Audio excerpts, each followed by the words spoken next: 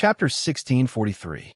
The youth was taken aback, but he quickly recovered and said to the woman beside him, "Ninth sister, we will cooperate with this colleague." The woman looked at Su Yu in astonishment. She couldn't help but wonder if there was something wrong with Su Yu's mind. He was inferior to them, yet he dared to say that he could face 10 high-level corpse-loving dogs alone. She couldn't trust Su Yu, so she nodded and took out a bronze-colored windmill. "Once we break through the encirclement, activate this windmill." The youth cast a hopeful look at the windmill. Although it was an Emperor-level divine weapon, once activated, it could unleash a power no weaker than a real Emperor-level divine weapon. It only had one function: escape.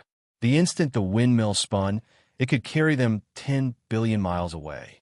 Even if they were chased by the bronze overlords, they could escape safely. The only drawback was that it could only be used once.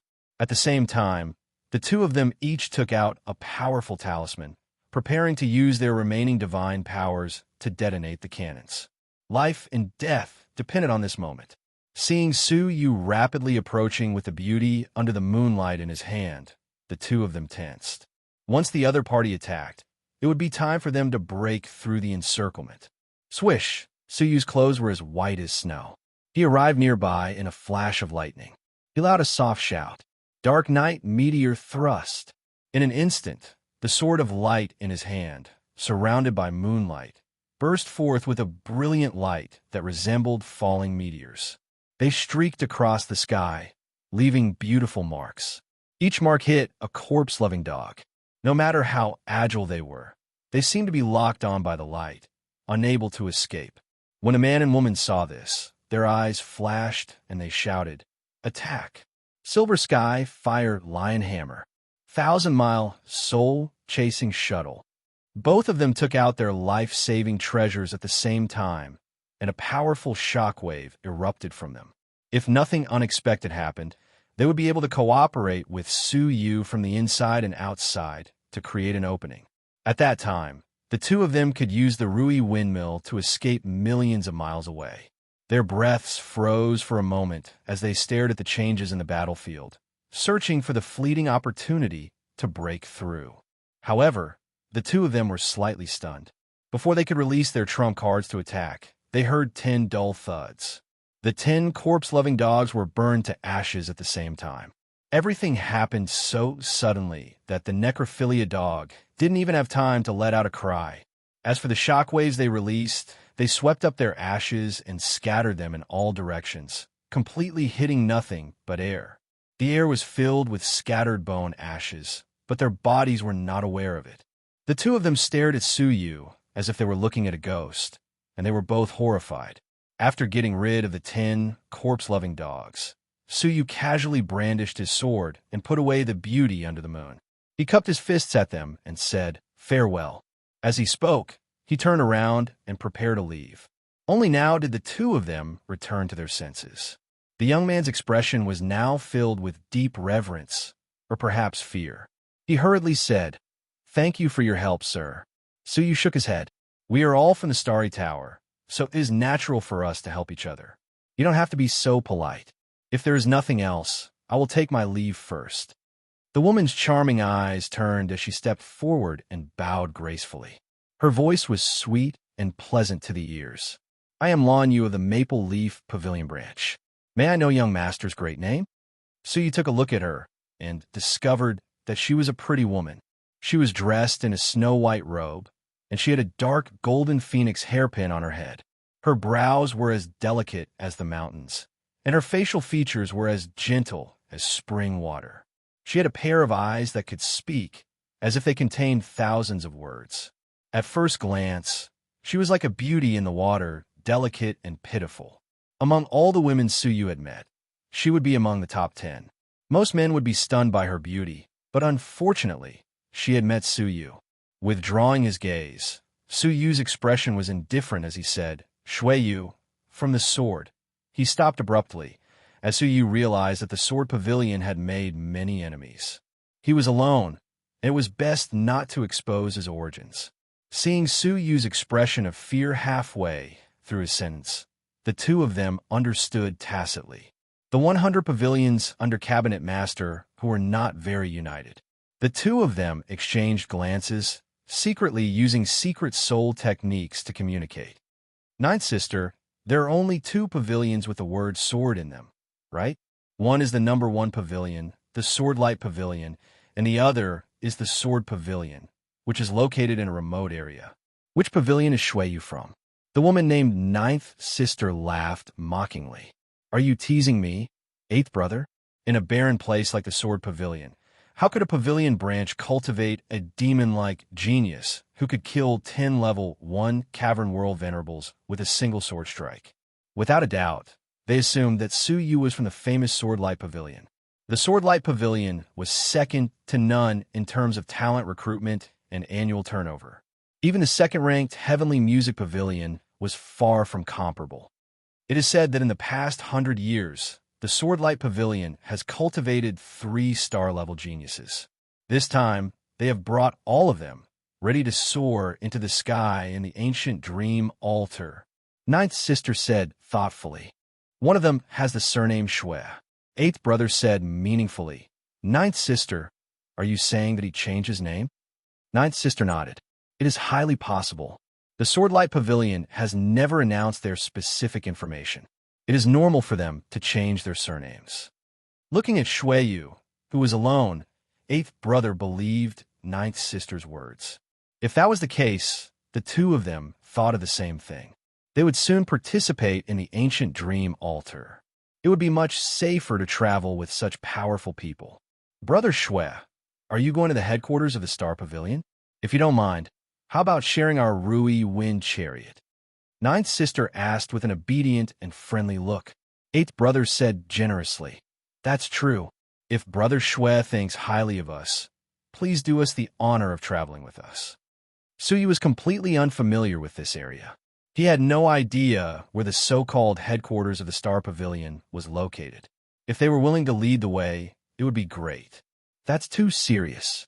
Let's travel together and take care of each other. Suyu smiled. The two of them smiled and took out the Rui Wind Chariot. Ninth sister was a little distressed, but if she could make friends with such strong people, what was the harm in sacrificing a little? Bringing little Jingyu with him, Suyu stepped onto their Rui Wind Chariot. The Rui Wind Chariot looked simple on the outside, but its interior was a space cavern. Although it was not big, it was full of divine energy. It was an excellent place for training. Suyu entered and chatted with them briefly. He learned that the Red Leaf Pavilion had encountered the ravages of the void on their way here. The difference was that they had encountered a more severe situation. Under the leadership of the Pavilion Branch Master, they had all evacuated from the backup exit. Unexpectedly, they were unlucky enough to be transported to the lair of a pack of corpse-loving dogs. The result was obvious. A dozen of them were attacked by hundreds of corpse-loving dogs. Among them, there were 3 overlord corpse-loving dogs. What was more exaggerated was that one of them was about to become a silver overlord. Even the Pavilion Branch Master had a hard time dealing with them. He could not take care of the others. Just like that, under the attack of the bloodthirsty dogs, they were separated. Eighth brother and Jiumei fled to this place and were caught up by the 10 corpse-loving dogs. Just as they were about to fall into a predicament, Suyu happened to appear nearby. The aura of the jade token of the Deputy Pavilion Master on his body resonated with the aura of the Appraiser's jade tokens on the two of them. Thus, he pleaded for Suyu's help. It's strange. This place is so close to the Star Pavilion. How could there be a lair of the corpse-loving dogs? Ninth sister raised her delicate eyebrows. Eighth brother's face was slightly grave. This is indeed strange. There are countless capable people in the headquarters. Did no one discover the existence of this pack of corpse-loving dogs? This matter needs to be reported to the headquarters, eighth brother said thoughtfully. The group chatted for a while. Suyu learned that it would take them 3 or 4 days to reach the headquarters, so he ended the conversation and went to a valley in the windmill world alone. After setting up an enchantment around him, Suyu could not help but re-examine himself. Ever since he had broken through to the Dao God level, he had not had the time to examine himself. Now, before entering the headquarters, it was necessary to examine himself carefully. First, On his chest, there was an additional mark of an oil lamp. That was the mark of the Tao God. It was because of this mark that he could create rules at any time for his own use. For example, just now, the power of the beauty under the moonlight combined with the dark night meteor thrust could not have reached such a level where one sword could kill 10 enemies. However, with the help of the sharpness rule, the power of that sword had increased tenfold. With my current divine power, it is equivalent to a level 3 Cavern World Senior. However, with the help of the power of the Tao God, I can fight evenly with the Bronze Overlord without the World Annihilation Plate, so you analyzed. With such strength, it is more than enough to protect oneself in the Sword Pavilion territorial waters. However, it might not be the case in the ancient Dream Altar. Not only will the Heavens Pridelings of the Stellar Pavilion be participating, but also the super geniuses of the entire sea of constellations. If they're not careful, they will be doomed. And this was without considering the fact that he had to face a tribulation transcender alone. Hence, so you could not delay in increasing his abilities. He took a deep breath, and the essence of boundless demonic swordsmanship automatically appeared in his mind. At the same time, he was multitasking. He took out a limestone slab and carved the words Heaven's Sun gazing at air on it. Ever since he broke through to the initial success stage of the soul-devouring realm, he seemed to have fallen into a bottleneck and was unable to take another step forward. He had thought of asking Yin Yazi for the reason. Unfortunately, he had helped Su Yu fight the sinful lady last time, and his soul had become thin. Now, he was recuperating in the divine blood of the divine nine-dragon cauldron and could not respond to Su Yu's request. Holding the green stone slab in his hand, Su Yu studied it carefully. 3 days and 3 nights passed just like that. Big Brother Shui, we're almost there. A clear and bright voice came from outside the valley. Su Yu put down the green stone slab. He could not get rid of the doubt between his brows. According to what the green stone slab said, Su Yu did not lack the conditions to break through to the upper tier. But why had he not broken through that shackle yet? 3 days had passed. They should be arriving at the headquarters of the Stellar Pavilion soon, right? Putting away the green stone slab, Su Yu took out the beauty under the moon. A wisp of pitch-black sword light revolved on both sides of the sword, emitting an extremely awe-inspiring aura. It was as if millions of demonic creatures had gathered on the sword's body. It could intimidate the enemy even before it could harm them.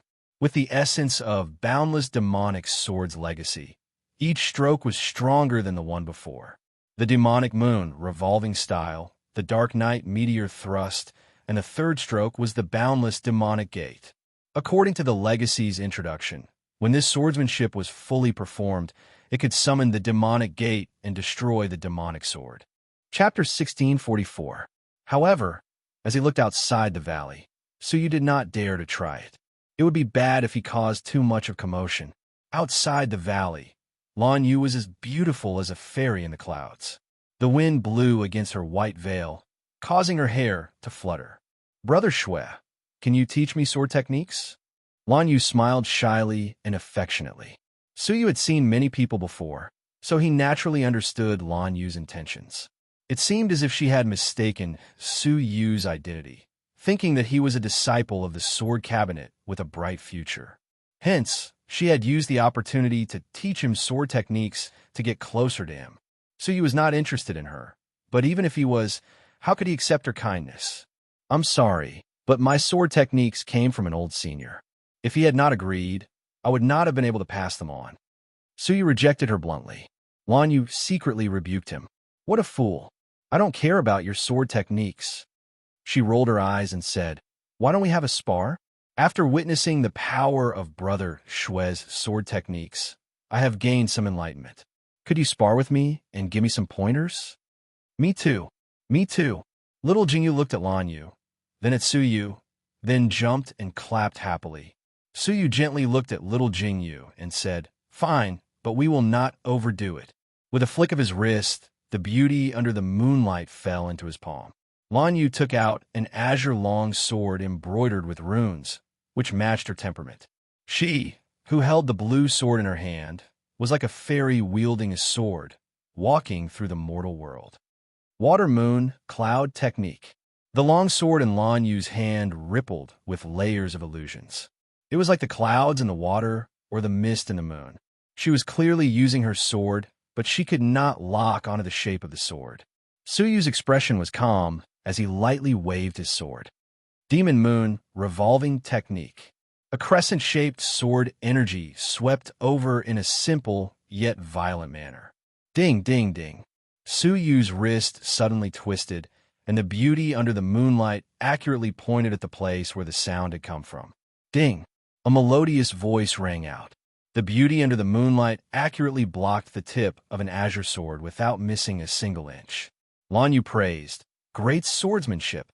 Her heart was filled with admiration as she thought to herself, as expected of one of the three most outstanding disciples of the Sword Light Branch. His sword skills are even more exquisite than our pavilion masters. Unbelievable. However, the ripples in her eyes grew brighter and brighter. With such potential, he will definitely become a member of the Star Pavilion in the future. If I can become his... Thinking to this point, Lan Yu suddenly had an idea, and the sword in her hand suddenly shook. The tip of the sword avoided the beauty under the moonlight and pierced toward Su Yu. Her expression changed as she shouted, "Brother Shui, get out of the way." However, since they were so close to each other, how could Su Yu be worried that the other party would suddenly make a mistake? Just as the tip of the sword was about to pierce Su Yu's shoulder blade, Lan Yu raised her wrist at the critical moment, and the azure long sword pierced through Su Yu's armpit. However, Lan Yu's momentum did not slow down, and she plunged into Su Yu's embrace. Her soft body, which carried a sweet fragrance, pounced into Su Yu's embrace. Su Yu suddenly felt two shockingly soft lumps on his chest, as well as the hot and delicate body. For a moment, he could not help but feel restless. "Brother Shui, I'm sorry I almost hurt you." Lan Yu, who was in his embrace, got up in a flustered manner and lowered her head apologetically. She had no intention of leaving Su Yu's embrace. Her face was flushed, and she looked like a ripe apple, waiting to be plucked at any time. Su Yu's eyes were clear, and he bit the tip of his tongue lightly. The pain made him quickly sober up, and he regained his senses. Without batting an eyelid, Su Yu took out the azure long sword from his armpit and returned it to Lan Yu. He calmly said, "I'm fine." Lan Yu's face was flushed. She turned around and said, "Brother Shui, don't tell anyone about what happened today. I have never thrown myself into someone's embrace." Her words were not false. Lan Yu had always maintained her beauty, and she would not easily give in to her pursuers. She wanted to maintain a pure and clean image. For many years, no one had touched her. It was the first time that she had thrown herself into his embrace. Su Yu smiled indifferently, and he watched her leave. "Humph!" A childish, displeased voice drifted into Su Yu's ears. Su Yu tilted his head and saw that it was little Jingyu, who was looking at him with her arms crossed. She said, "Humph, I don't like you anymore." Su Yu squatted down and stroked her head. He asked why. "I don't know." Little Jingyu pouted. "Anyway, I don't like it when you get close to other girls." Su Yu smiled as he looked at her mischievous look. It turned out that the quiet, fairy-like Xia Jingyu had also been mischievous when she was a young girl. "Then, what do you want to do to forgive me?" Su Yu asked with a smile. Little Jingyu thought about it for a moment, then pointed at herself, then at Su Yu. "I want to do what I did just now, and throw myself into your embrace." Su Yu smiled, then stood up and opened his arms. "Come on." Little Jingyu smiled brightly, then threw herself into Su Yu's embrace. In the end, little Jingyu only reached Su Yu's waist. She raised her head gloomily and said, "It's not like that. Let's do it again." Outside the valley, a warm atmosphere filled the air. Half a day later, the space of the windmill world shook, and Su Yu left with little Jingyu. Looking from outside, the windmill world was full of cracks. It had reached its limit and was about to be scrapped. Fortunately, they were almost at the headquarters of the Starry Cabinet. From afar, they could see 9 humongous stars hanging in the sky, emitting a dazzling brilliance. "Brother Shui, let me accompany you to the star that belongs to the Sword Brilliance Cabinet." Lan Yu's eyes were filled with shyness, and she naturally stood close to Su Yu. Mina saw this, and a worried look appeared on its face. He had agreed to befriend Shui Yu, but Lan Yu's friendship might cause him some trouble. There were more than one or two admirers of Lan Yu in the Red Leaf Cabinet, and one of them was even the deputy cabinet master. That kind of status was not something Shui Yu could compare with. If they really fought, Shui Yu would definitely be at a disadvantage. He did not want to distance himself from Shui Yu because of this. No, Miss Lan, you go first. Su Yu smiled. Lan Yu wanted to accompany him, but after thinking about it, Shui Yu was a loner, so the Sword Brilliance Cabinet must have something to ask of him. If she did not even have the ability to discern this, Shui Yu would probably be displeased. All right, when our cabinet is done, I will personally go to the Sword Brilliance Cabinet to look for you. Lan Yu cast a sparkling look at him, and then ran away shyly. The eighth brother bowed to Su Yu in awe. I will take my leave first. The two left together, walking towards the orange-red star. Coincidentally, when they entered, a group of young heroes in gorgeous clothes strolled out leisurely. Their cultivation was not ordinary, and the weakest among them was a level 3 Cavern World Senior. The strongest was the young man with the thunderbolt mark on his face. He was quite handsome, and his eyes were filled with natural arrogance. When the two met, they stopped for a moment. The young man with the thunderbolt led his entourage forward and greeted them politely. Miss Lan and Brother Yuan from the Red Leaf Cabinet. Lan Yu looked at him indifferently. Who are you? The young man with the thunderbolt was slightly embarrassed, but he did not dare to get angry. Instead, he smiled apologetically. Miss Lan, you are forgetful. I am Zhao Zhiling from the Yinchuan Cabinet. Lan Yu searched his name in her mind and shook her head coldly. Sorry, I don't know you. Goodbye. When she finished speaking, she soared into the sky. The eighth brother looked straight ahead, as if he did not care about the Yinchuan Cabinet at all. After the two left, the handsome young man stared at their backs. His muscles twitched slightly as he snorted coldly. What's so great about them? Aren't they just from the Red Leaf Cabinet? An entourage next to them stared at their backs and said, Lan Yu, Yuan Yun Gang is one of the 9 strongest disciples of the Red Leaf Cabinet this year.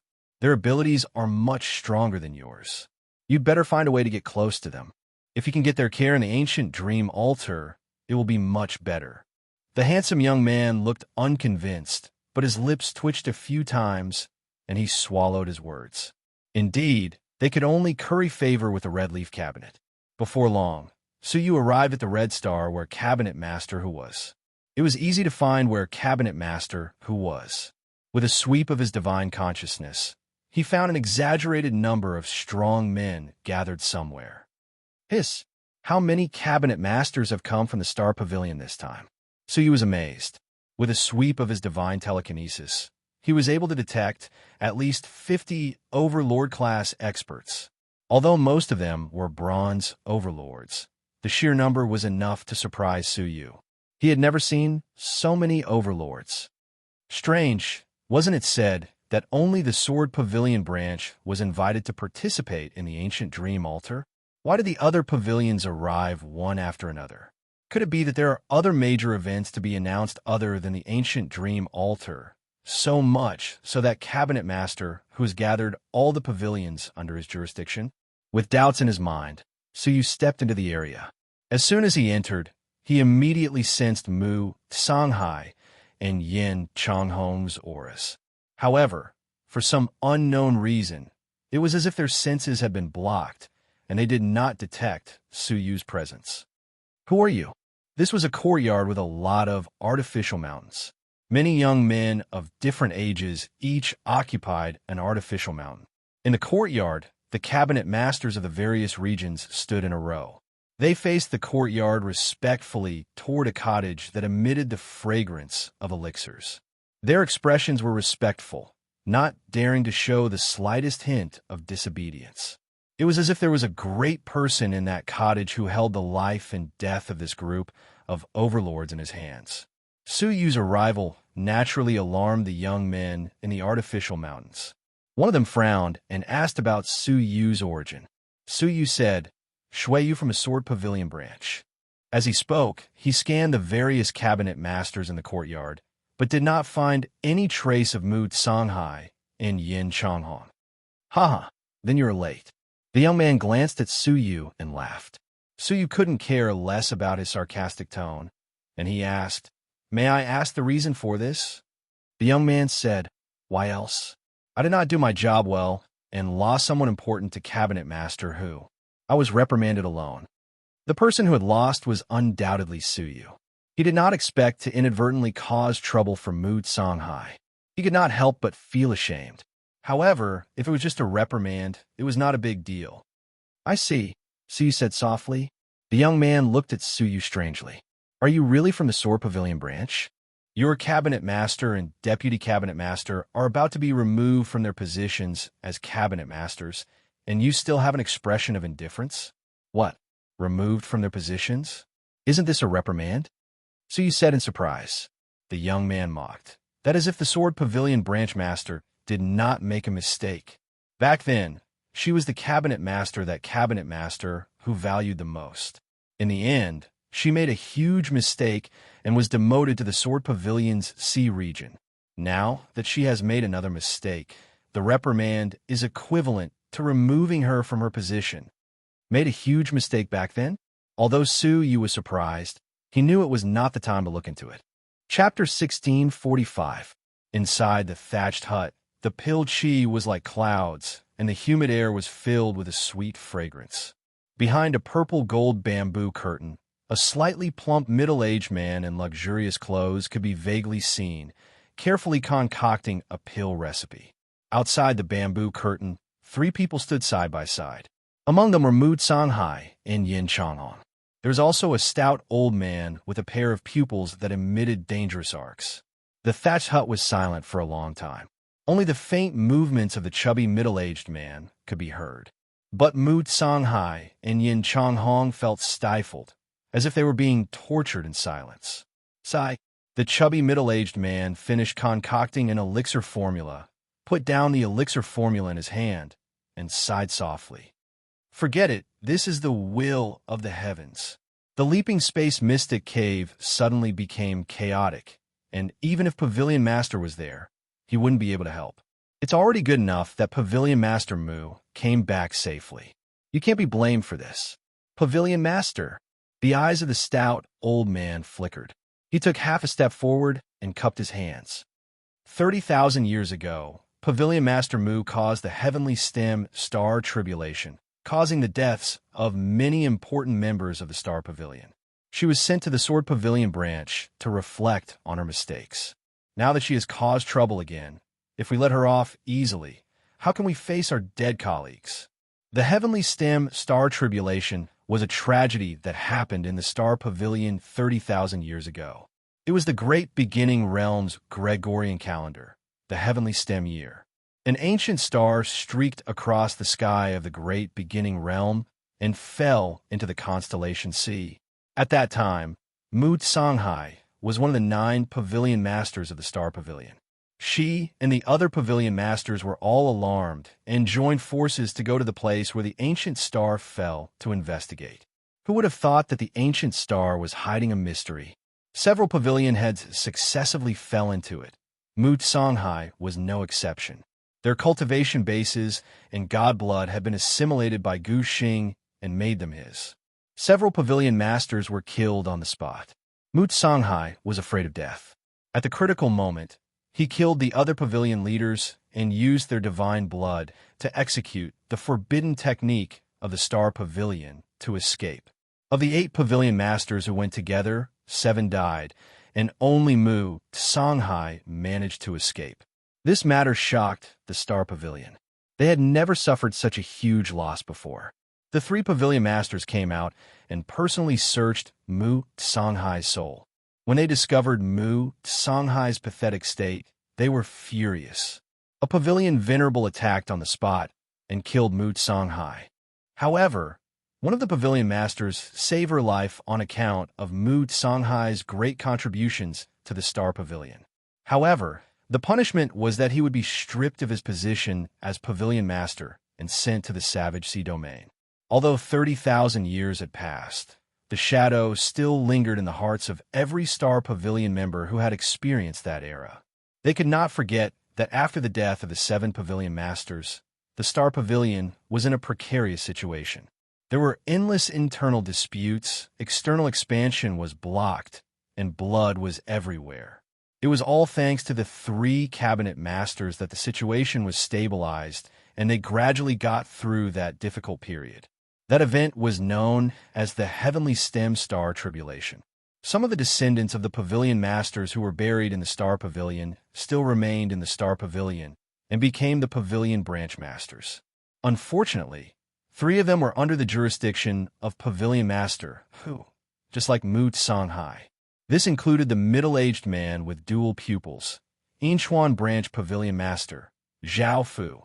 Hearing this, Mu Songhai opened his mouth but did not say a word. Yin Changhong glared at him and said, "Pavilion Master Zhao, many years have passed, and the 3 Pavilion Masters have forgiven us. Why are you still pestering them?" Zhao Fu sneered coldly. "What a joke. You might as well ask the old people in the Star Pavilion if they have forgiven her. You're abusing your position to take revenge," Yin Changhong said in disgust. "Haha, you, Mu Songhai, are not doing your job well, and you still want others to take revenge?" Zhao Fu smiled coldly. "I'm thinking that when the Mystic Leaping Cave was in chaos, you wouldn't have played the same trick again and sacrificed the Deputy Pavilion Master to prolong your pathetic life, would you? How dare you?" Yin Changhong had always respected Mu Songhai and would not allow others to slander him. "The people we sent are still searching everywhere.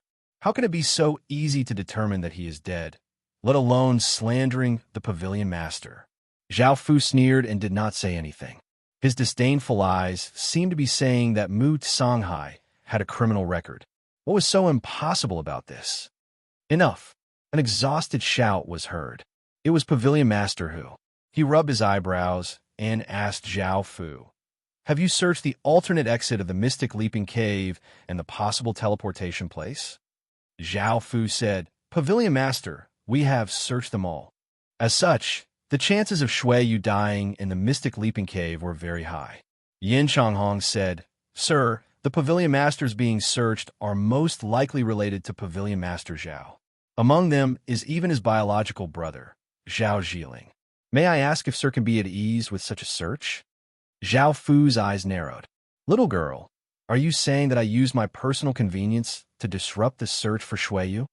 Yin Changhong laughed coldly. "You know very well." Zhao Fu released a threatening aura and stared at Yin Changhong. "You can eat whatever you want, but you can't say whatever you want. If Deputy Pavilion Master Yin spouts any more nonsense, don't blame me for cleaning up Mu Songhai's mess." In fact, Zhao Fu had not only secretly instructed his acquaintances to slow down the search for Su Yu, he had also secretly instructed his brother, Zhao Zhiling, to kill Su Yu if he had the confidence to do so. Everything he had done was to make Mu Songhai's crime a reality. Yin Changhong glared at him furiously, but did not dare continue. Zhao Fu's abilities were ranked first among the Pavilion Masters under Pavilion Master Hu's jurisdiction. Mu Songhai's current abilities were not up to par. If they really fought, they would be the ones at a disadvantage. She was furious at Zhao Fu's treachery and furious at Shui Yu. What piece of trash. He's still causing us trouble, even after he's dead. Yin Changhong vented her anger on Su Yu, thinking to herself, "Joining our Pavilion Master has caused us a lot of trouble." Thinking about how Pavilion Master Mu had traveled hundreds of millions of miles to Twin Star Island to rescue him, Yin Changhong was even more displeased. Isn't it just a little bit of talent in the language of the foreign tribes? Her talent for cultivation is practically zero. Such a person, no matter how much we nurture her, will not be able to withstand the pressure of time. Sooner or later, she will be nothing but dust. If I had known this would happen, I would have tried my best to dissuade Pavilion Master from recruiting her. Zhao Fu cupped his hands and raised his voice. "Pavilion Master Hu, perhaps you have not been in the Starry Pavilion for long and do not know the Starry Pavilion's hatred for Mu Songhai. If Pavilion Master Hu's punishment is unfair, I think not only will I not agree to it, but the descendants of the Pavilion Master will also not agree to it. Even if 3 Pavilion Masters will not agree to it. There was a hint of threat in his words. After all, he was the Pavilion Master's descendant and had deep connections in the Starry Pavilion. He was not completely afraid of Pavilion Master Hu. Pavilion Master Hu stared deeply at Zhao Fu. No one knew what he was thinking. Forget it, Mu Songhai sighed. He shook his head. Since it has come to this, I will not explain too much. I am willing to accept the punishment. Pavilion Master Hu, you do not have to lose faith in the Starry Pavilion because of this. Zhao Fu was delighted when he heard that. He chuckled. What? You finally admit that you killed the Deputy Pavilion Master, just like how you mercilessly killed your colleagues in order to save your worthless life?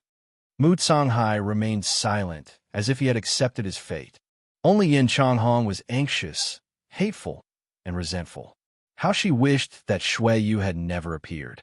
Otherwise, how could the Pavilion Master, who had lived in seclusion for so many years, be caught by the enemy branch and attacked without restraint? At this moment, at the door of the thatched hut, an alchemy boy guarding the door hurriedly ran in and sent a voice transmission to Pavilion Master Hu. Pavilion Master Hu's solemn expression gradually eased. Then, he became indifferent. Pavilion Master Mu, please go back. You did not do anything wrong this time. You do not need to be punished, Pavilion Master Hu said. Mu Songhai was stunned. Did not do anything wrong? Pavilion Master's decision just now was to bypass her once. In other words, he was implying that she was guilty but was forgiven. Why did the alchemy boy's words contradict the Pavilion Master's decision? Zhao Fu was also stunned. He said in a deep voice, Pavilion Master, please make a decision carefully. Mu Songhai killed his subordinates. It is intolerable. How can we easily... Pavilion Master Zhao. Pavilion Master Hu stared at him indifferently. As you said, you can eat whatever you want, but how can you say whatever you want? That Shui Yu was clearly waiting outside. Why are you so sure that he was killed? What? Not only Pavilion Master Zhao, but Mu Songhai was also shocked. Pavilion Master Hu smiled. Pavilion Master Mu, please go. I believe you have a lot to say to each other. Mu Songhai was relieved. He said, Pavilion Master, you personally picked this person. Why don't you invite him in to meet you? Although I picked him, it was Pavilion Master Mu's decision to bring him into the branch. You should train him well. Pavilion Master Hu said sincerely. He wanted to lend a helping hand to the demoted Mu Songhai. Understanding his meaning, Mu Songhai bowed gratefully and left. How could Zhao Fu accept such an ending? He stepped out of the thatched hut angrily and saw Mu Songhai, Yin Changhong, and a young man talking. The young man looked exactly like the missing Shui Yu. Are you Shui Yu? Zhao Fu stepped forward and asked. He looked like he was interrogating a subordinate. So you glanced at him and continued talking with Mu Songhai as if there was no one else around. He described in detail what happened after the leaping space mysterious cave, but of course, he deliberately left out some parts. Being ignored, Zhao Fu laughed angrily. Who do you think you are? How dare you ignore me? Su Yu raised his eyebrows and said, Pavilion Master, do you hear something howling?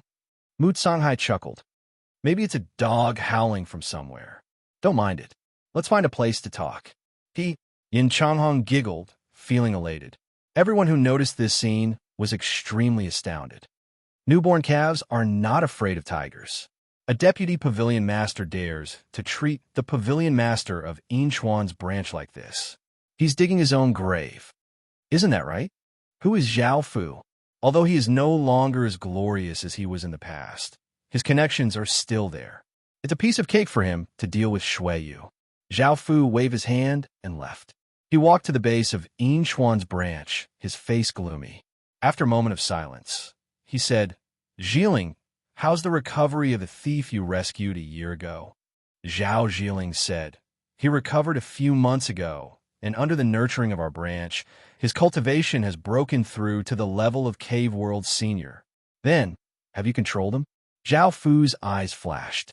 Zhao Zhiling laughed evilly. Don't worry, he has been taking the Wuxin death powder for 49 consecutive days. Unless he wants to die, he will have to work for us obediently. Zhao Fu was relieved. He said coldly. All right, tell him that it's time for him to come in handy. Father, please say it. Zhao Zhiling said evilly. Zhao Fu laughed coldly. It's very simple. I have a way to make Mu Songhai and Shui Yu perish eternally. He transmitted his voice and told him the specific method. Chapter 1646. Zhao Fu stroked his beard, coldly grunting. There's no rush. That method needs to be used at the most appropriate time, not later or earlier. What do we do now? Do we just let them wander around in front of us? Zhao Zhiling said resentfully. If not for Mu Songhai, would our Zhao family have fallen to the level of a mere pavilion master? Mu Songhai, that coward, is only willing to show himself after the headquarters has gathered all the pavilions. I cannot tolerate her doing just fine. Zhao Fu's eyes were filled with a sinister sneer. Doing just fine? Ha, that's only if I agree. Hearing this, Zhao Zhiling knew that his father was prepared and let out a knowing smile. This star had 101 districts. The central district was where the pavilion masters were. The other 100 districts were for the various pavilion masters, specially built for them to stay at the headquarters. Mu Songhai led them to the Sword Pavilion Branch District. As he flew over, Suyu suddenly felt many fierce gazes on him. There was a bit of hostility in their gazes. Suyu was slightly surprised. According to Mu Songhai, she had only offended a few people. Looking at the situation before him, it did not seem as simple as one or two. Pavilion Master, what? Suyu looked down at a pavilion master who was glaring at them, his eyes revealing an inquisitive expression. Mu Songhai sighed, finding it difficult to speak. Deputy Pavilion Master Shui, don't ask what you shouldn't ask. Yin Changhong stared at Suyu with dissatisfaction. Sensing Yin Changhong's hostility, Suyu shrugged his shoulders, not taking it to heart. Suyu was well aware of the reason for her hostility.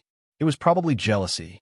Yin Changhong grunted, raised her snow-white neck, and turned her head in disdain. At this moment, a coarse, cold laugh came from below.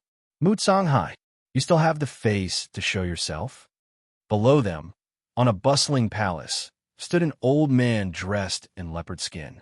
He had long gray hair, and there was a blood mark between his brows. His eyes were like a tiger's, exceptionally fierce. Yin Changhong looked down, her expression changing. She exclaimed in a low voice, Yi Shun? What bad luck to bump into this guy. Suyu's heart stirred. Mu Songhai had once said that there was a person called Yi Shun in the opposing pavilion branch. From the looks of it now, there was no doubt that it was him. Yi Shun's cultivation was terrifying. Suyu stared at him for a while, and he couldn't help but feel a chill run down his spine. The feeling was like a mortal facing a wild wolf. Of all the pavilion masters he had met along the way, this person was probably second only to Zhao Fu. However, it was said that Yi Shun's background was 10 times stronger than Zhao Fu's. In terms of threat, Wild God far surpassed Zhao Fu. Mu Songhai stopped and said calmly, What's the matter? Inoshin stared at her with hatred. He clenched his teeth and sneered. Don't worry. However, do not fly over our pavilion's territory. In the headquarters of the Star Pavilion, no one dared to have a private fight. Yin Changhong said angrily, We didn't open up this place. Why can't I fly over it? Don't go too far. Scram. How can a junior like you interrupt when this pavilion is speaking? Wild God shouted coldly.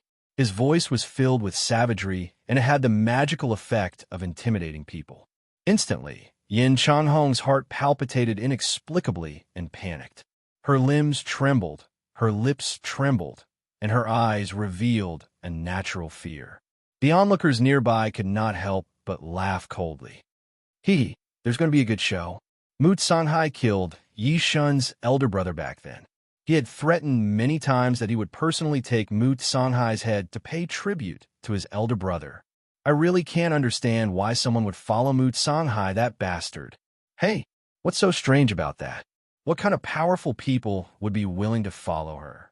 Didn't you see that when Wild God roared, the two people who followed him immediately turned into turtles? He, two good-for-nothings. No wonder they were willing to follow Mu Songhai. The harsh words fell into Yin Changhong's ears. She felt humiliated and angry, but her body could not help but feel terrified. She could not refute them. "Excuse me, Pavilion Master Yi Shun, have you been promoted to Pavilion Master?" Unexpectedly, Suyu, who had been silent all this while, suddenly spoke. His expression was calm. Not only did he not panic, but he was also unusually quiet. Wild God was secretly surprised. His roar, just now, could only be resisted by the silver overlord of the same generation. That kid was merely a level 3 Cavern World Senior. How could he have the ability to resist his roar? However, he did not dare to admit that he was the Pavilion Master. He sneered, "Kid, you have ulterior motives." Suyu said indifferently, "So, you are not the Pavilion Master?" "Nonsense. Our Pavilion Master is only Lord Hu. Don't you dare mislead us with your lies." His words were interrupted by Suyu. "Then why are you being so long-winded?" Wild God was startled, but Suyu did not give him a chance to refute. "If you are not the Pavilion Master, then who gave you the right to forbid us from passing through this airspace? Or rather, who do you think you are? Who can make decisions in Pavilion Master Hu's territory?" His rebuttal made Wild God laugh in anger. No one likes to listen to your nonsense," Suyu said indifferently. He took a step forward, his eyes filled with deep disdain for Wild God. Mu Songhai was startled. He sighed and walked over with an indifferent look on his face. Yin Changhong was still panicking. With Mu Songhai's help, she barely crossed the airspace. When they landed in the area of the Sword Pavilion, Yin Changhong's panic disappeared. She patted her chest to calm herself down. Her gaze fell on Suyu, who was sitting casually, and she could not help but feel ashamed. Especially when she recalled how pathetic she had been in front of Wild God, she felt even more ashamed. She clenched her teeth, stomped her feet, and entered the room with a sullen air. Mu Songhai looked at Suyu seriously. He muttered to himself for a long time, "Shuiyu, come to my room. I have something to tell you." "Oh." Suyu nodded. Inside the room, Mu Songhai said, "Do you want to know why so many Pavilion Masters of the Star Pavilion are hostile to me?" Suyu thought for a moment, then said, "Yes, but if Pavilion Master has something that is difficult to say, you do not have to say it. If you want to know, it is my fault for hiding it from you until now. Now that things have come to this, I can no longer hide it from you," Mu Songhai said slowly. Then she began to talk to herself, recounting the events of the past. After learning about the Heavenly Stem Starry disaster, Suyu was shocked. 7 Pavilion Masters had fallen 30,000 years ago. The abilities of each Pavilion Master were usually close to the Martial Emperor level, and there were 7 of them. The Star Pavilion of today was already so powerful that it was unsettling. What kind of terrifying colossus would it have been when it was at its peak? However, when Mu Songhai recounted that she had sacrificed 7 Pavilion Masters to escape with her life, the atmosphere suddenly became strange. Mu Songhai looked straight at Suyu, saying, "After hearing this, do you have anything to say?" Suyu said without hesitation, "With the character of the Pavilion Master, it is indeed despicable." A bitter smile appeared on Mu Songhai's lips, but Suyu said, "However, there is no perfect person in this world. To judge a person's good or evil, it is not a moment, but a lifetime." After a long time, Mu Songhai's old face showed a hint of relief. "A lifetime? Ha!" She looked deeply at Suyu, her eyes flickering with an unknown meaning. After a long time, she said, "You should rest first. Tomorrow night, the Deputy Pavilion Master has invited all the Pavilion Masters to a banquet. You have to go." Suyu could tell from Mu Songhai's words that the banquet would not be easy. Nodding, Suyu said, "I understand. Wait." Mu Songhai called out to Suyu, hesitation flashing across her face. She then took out a thumb-sized grayish-black stone from her sleeve. Its surface was smooth and delicate, and its material was similar to graphite. But it glowed with a faint crystal light, like a type of crystal. It was the first time Suyu had seen such a strange stone. "What have you been trying to comprehend recently?" Mu Songhai asked. Suyu was immediately on guard. Recently, he had indeed been trying to comprehend the heaven sun gazing at air, but he was stuck at this level and had no clue. But how did Mu Songhai know? I see that your eyebrows are like silk, and your whole body is shrouded in a hazy aura. You must have encountered a bottleneck in comprehending some powerful divine technique. Mu Songhai's seemingly turbid eyes were like fiery eyes that could see through the world, penetrating Su Yu's heart. Su Yu was secretly surprised. Mu Songhai was indeed worthy of being one of the 9 great pavilion masters. Although her cultivation was far from what it had been in the past, because of her injuries, her vision had not regressed. Thank you for your concern, Pavilion Master. Recently, I have indeed had some difficulties in comprehending. Su Yu sighed. Mu Songhai handed over the grayish-black stone. Grind this into powder and mix it into a medicinal soup. Soak in it. It will be extremely beneficial for comprehension. Oh, Su Yu's heart was unmoved. Comprehending the path of divine techniques, the most important thing was talent, followed by time. He had never heard of an external object that could aid in the comprehension of divine techniques. But out of courtesy, Su Yu still accepted it and thanked him. As if he had seen through Su Yu's thoughts, Mu Songhai laughed lightly. The great beginning realm is filled with all sorts of strange things. Since the dragon marrow can aid in the comprehension of the divine path, how do you know that there is nothing in this world that can aid in the comprehension of divine techniques? So you could not help but look at the grayish-black stone again. The dragon marrow could aid in the comprehension of divine techniques, because the divine dragon innately grasped the great path and was the closest to the various divine paths. Its spinal cord gathered the essence of the divine dragon and could naturally aid in the comprehension of the divine path. As for divine techniques, what in this world contained the essence of divine techniques? But Mu Songhai's words stirred Su Yu's heart. She must not have said this without thinking.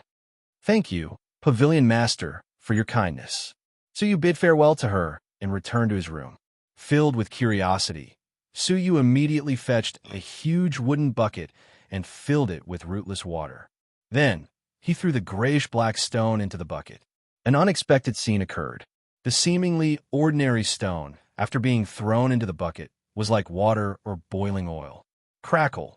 The entire bucket of water boiled violently and continued to tumble, splashing waves 3 to 4 feet high. The water also quickly turned from a clear state to a grayish-black viscous state.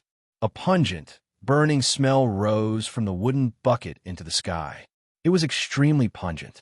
Staring at the wooden bucket, the corners of Su Yu's mouth twitched.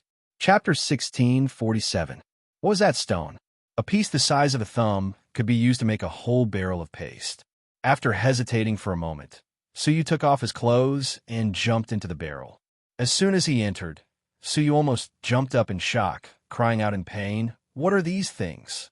In his perception, this barrel was not a sticky substance. It was clearly a barrel of lava. Even though he had a strong resistance to pain, he could not recognize the source of the pain. The burning pain did not lessen as his body adapted. Instead, the sticky substance entered his skin through his hair follicles, causing intense burning pain under his skin. At this moment, Su Yu doubted Mu Songhai's intentions. But Su Yu maintained his rationality, forcing himself to endure the burning pain.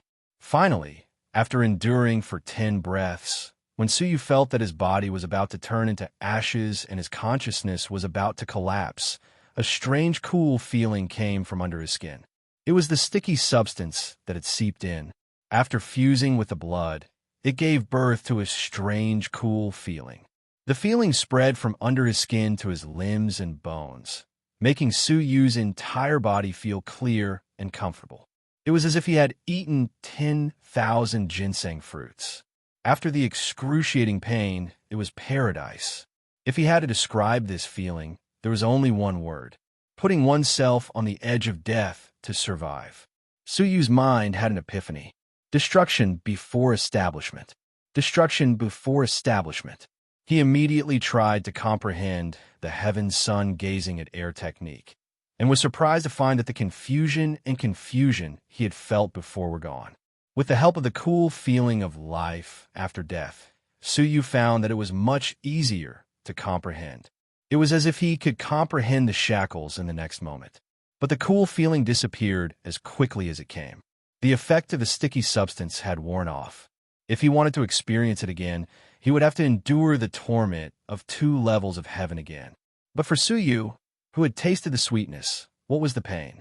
As long as he could comprehend the soul-devouring realm, everything would be worth it. Suyu, who had started again, fell into a burning pain that made him wish he was dead. What followed was a sudden, cooling sensation. The collision of the 2 extreme sensations created endless possibilities for Suyu's comprehension.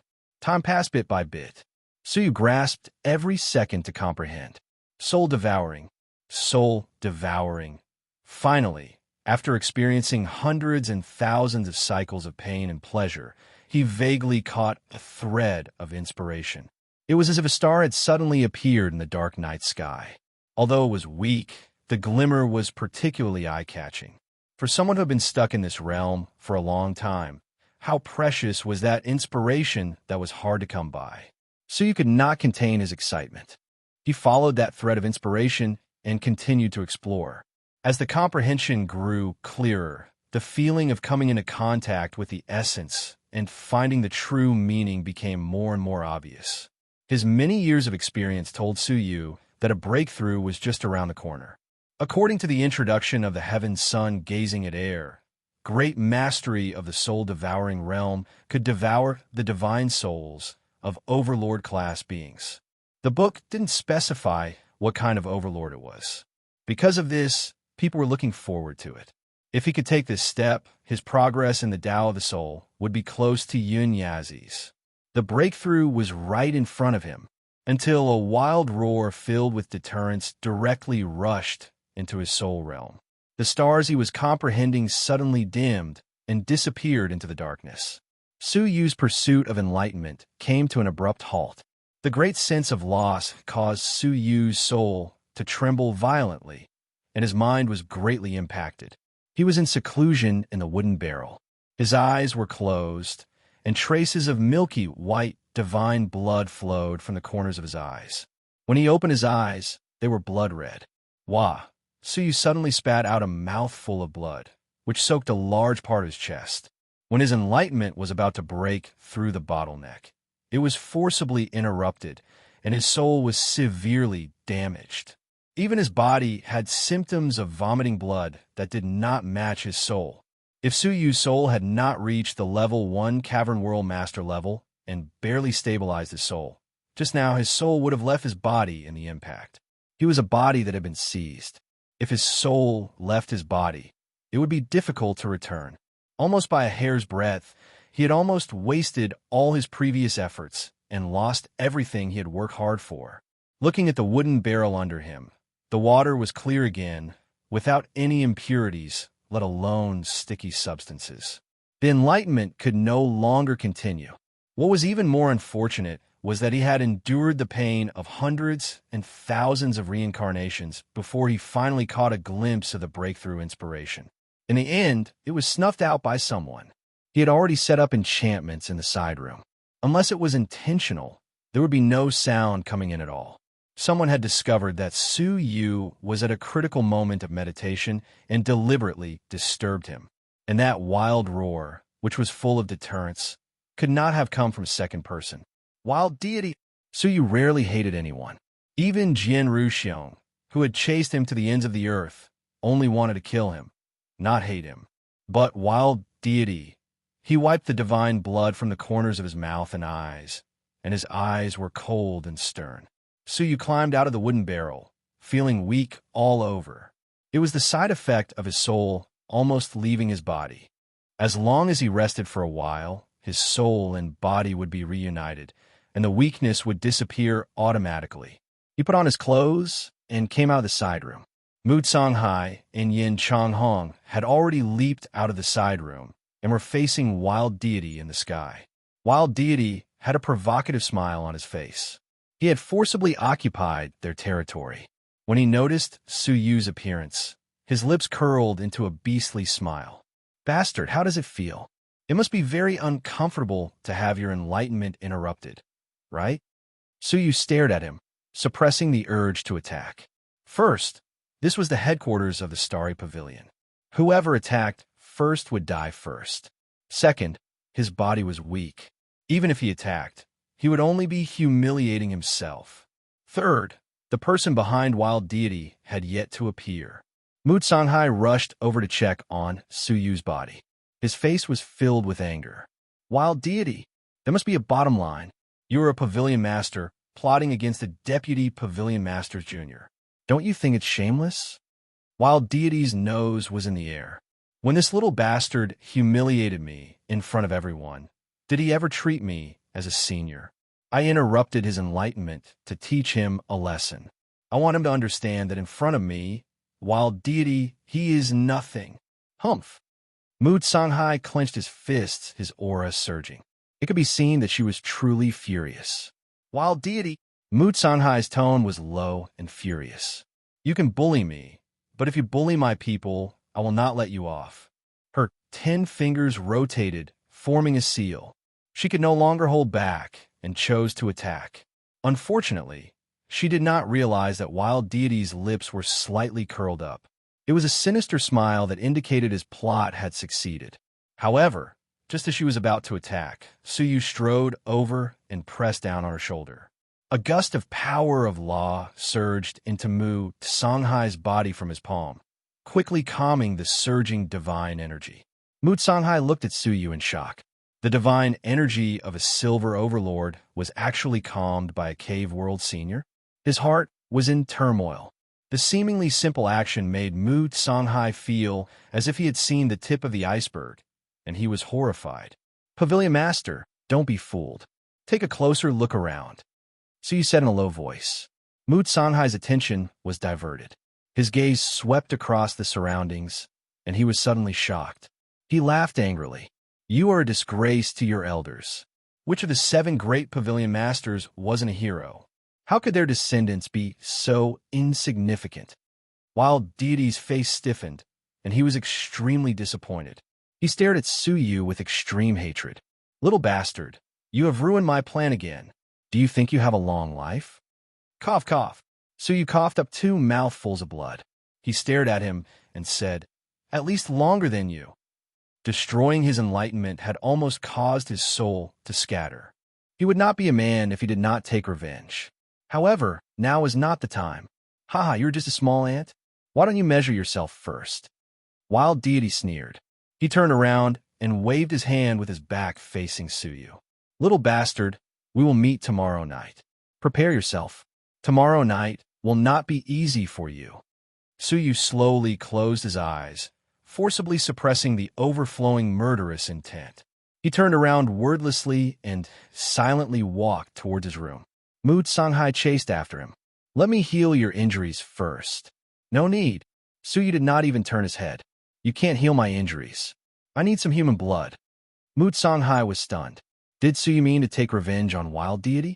Her expression was a little complicated. Not far away, Wild Deity landed on the top of an ancient tree. More than 10 figures emerged from the surroundings and gathered around Wild God.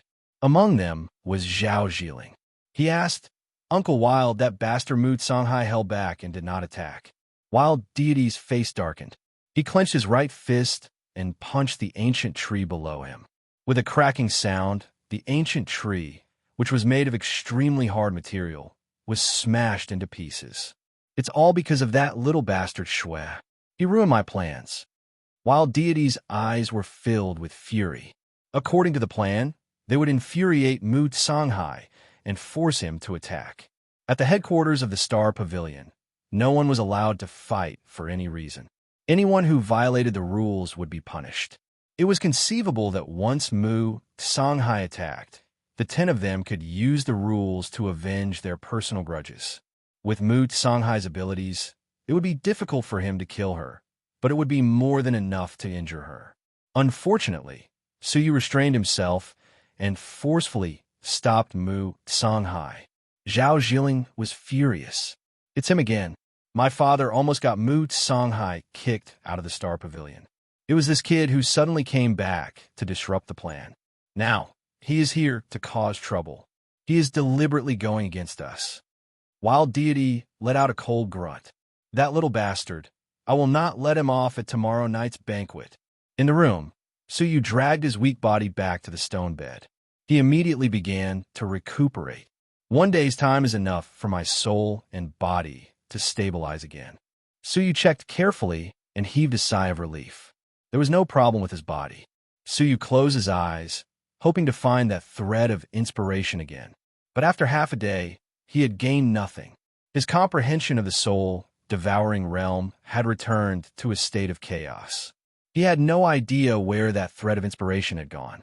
His comprehension had been completely interrupted, so he was both regretful and angry. Wild deity, Suyu's eyes were fierce. So what if you were the pavilion master? I did not want to hurt you, so I deliberately tolerated it. In your eyes, I am just an ant that could be easily bullied. Composing himself, Suyu coldly said, "Tomorrow night's banquet, right? Fine, I will give you an unforgettable surprise." He closed his eyes and began to recuperate. He was waiting for tomorrow's banquet to begin. Chapter 1648. A day passed slowly, and Suyu's soul and body once again fused. He opened his eyes, and the weakness in his eyes disappeared. Phew! He spat out a mouthful of black smoke. It was the impurities produced by the friction between the soul and body due to the unstable fusion.